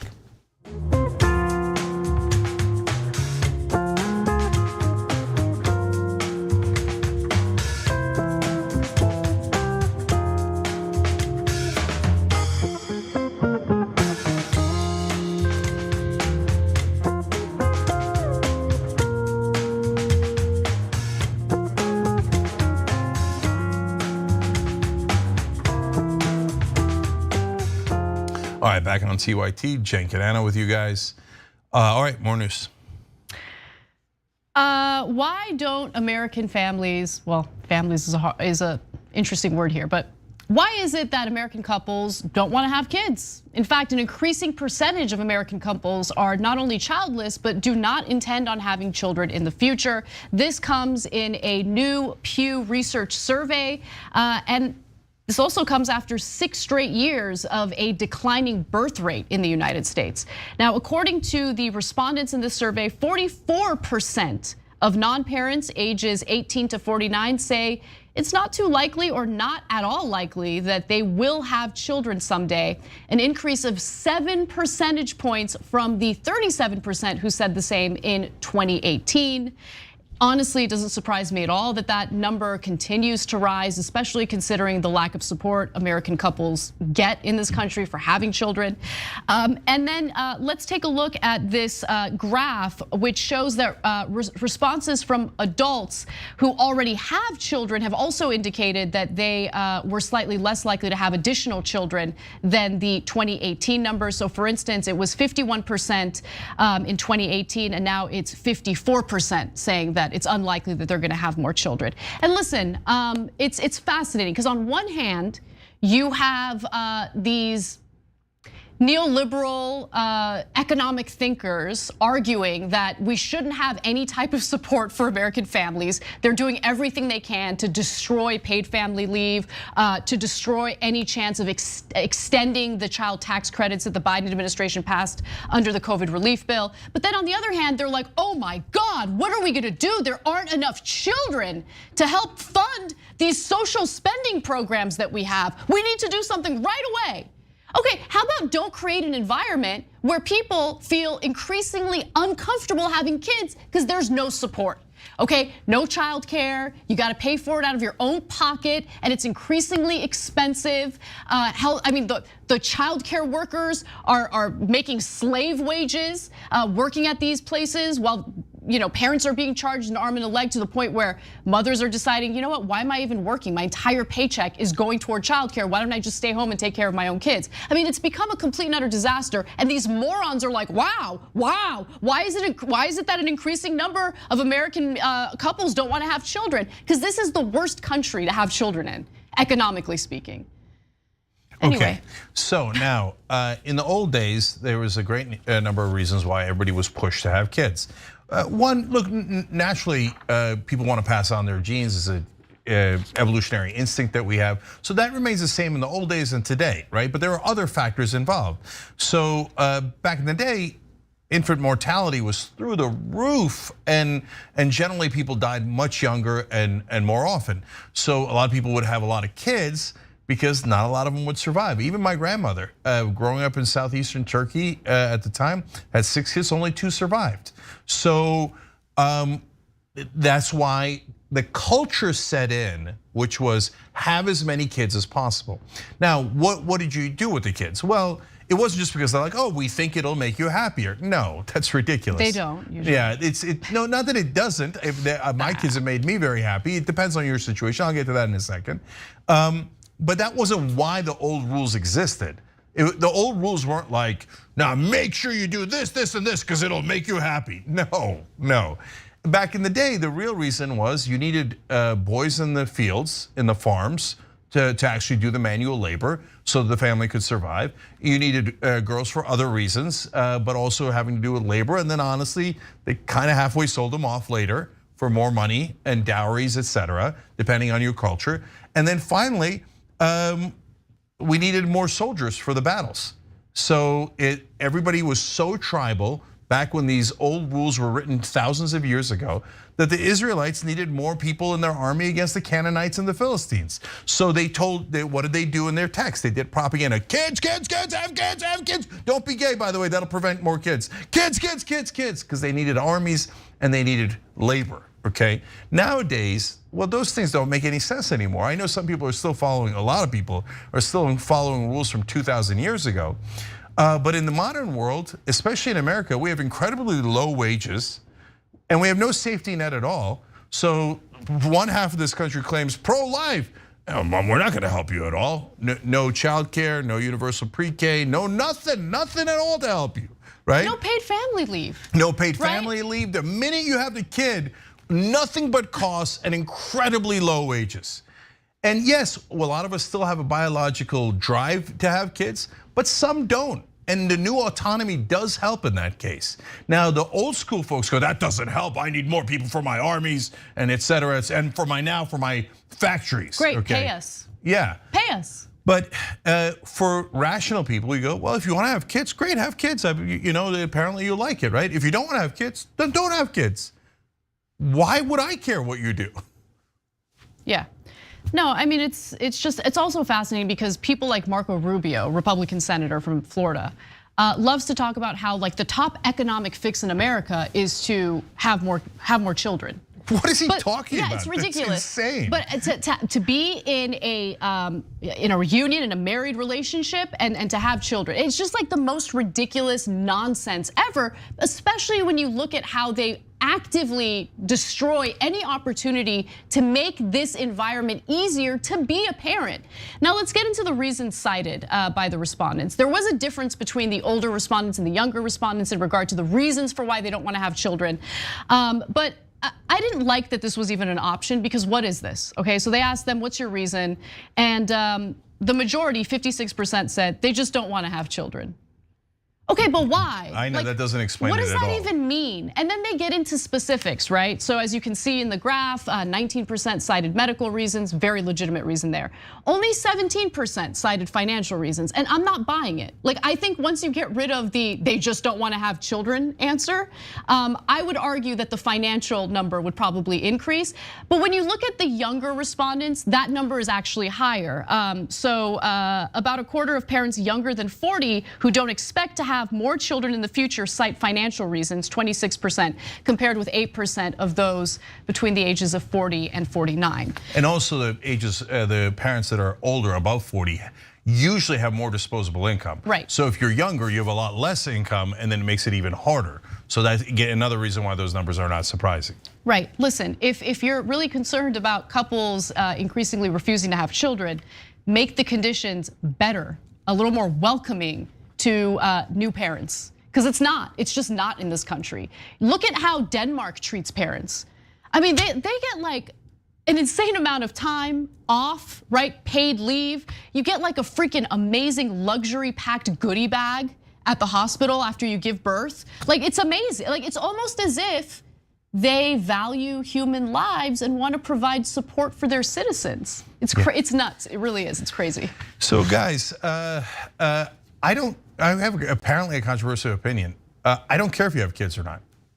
Yeah. It's hashtag freedom. Why do I care? Yeah. Look, I don't care either, but I do care about making this a welcoming country for parents who do, for couples who do want to have children. No, I think we should give them support. I said we should do the safety net so that in case you want to have kids, which a lot of people want to have kids, obviously, we help those families.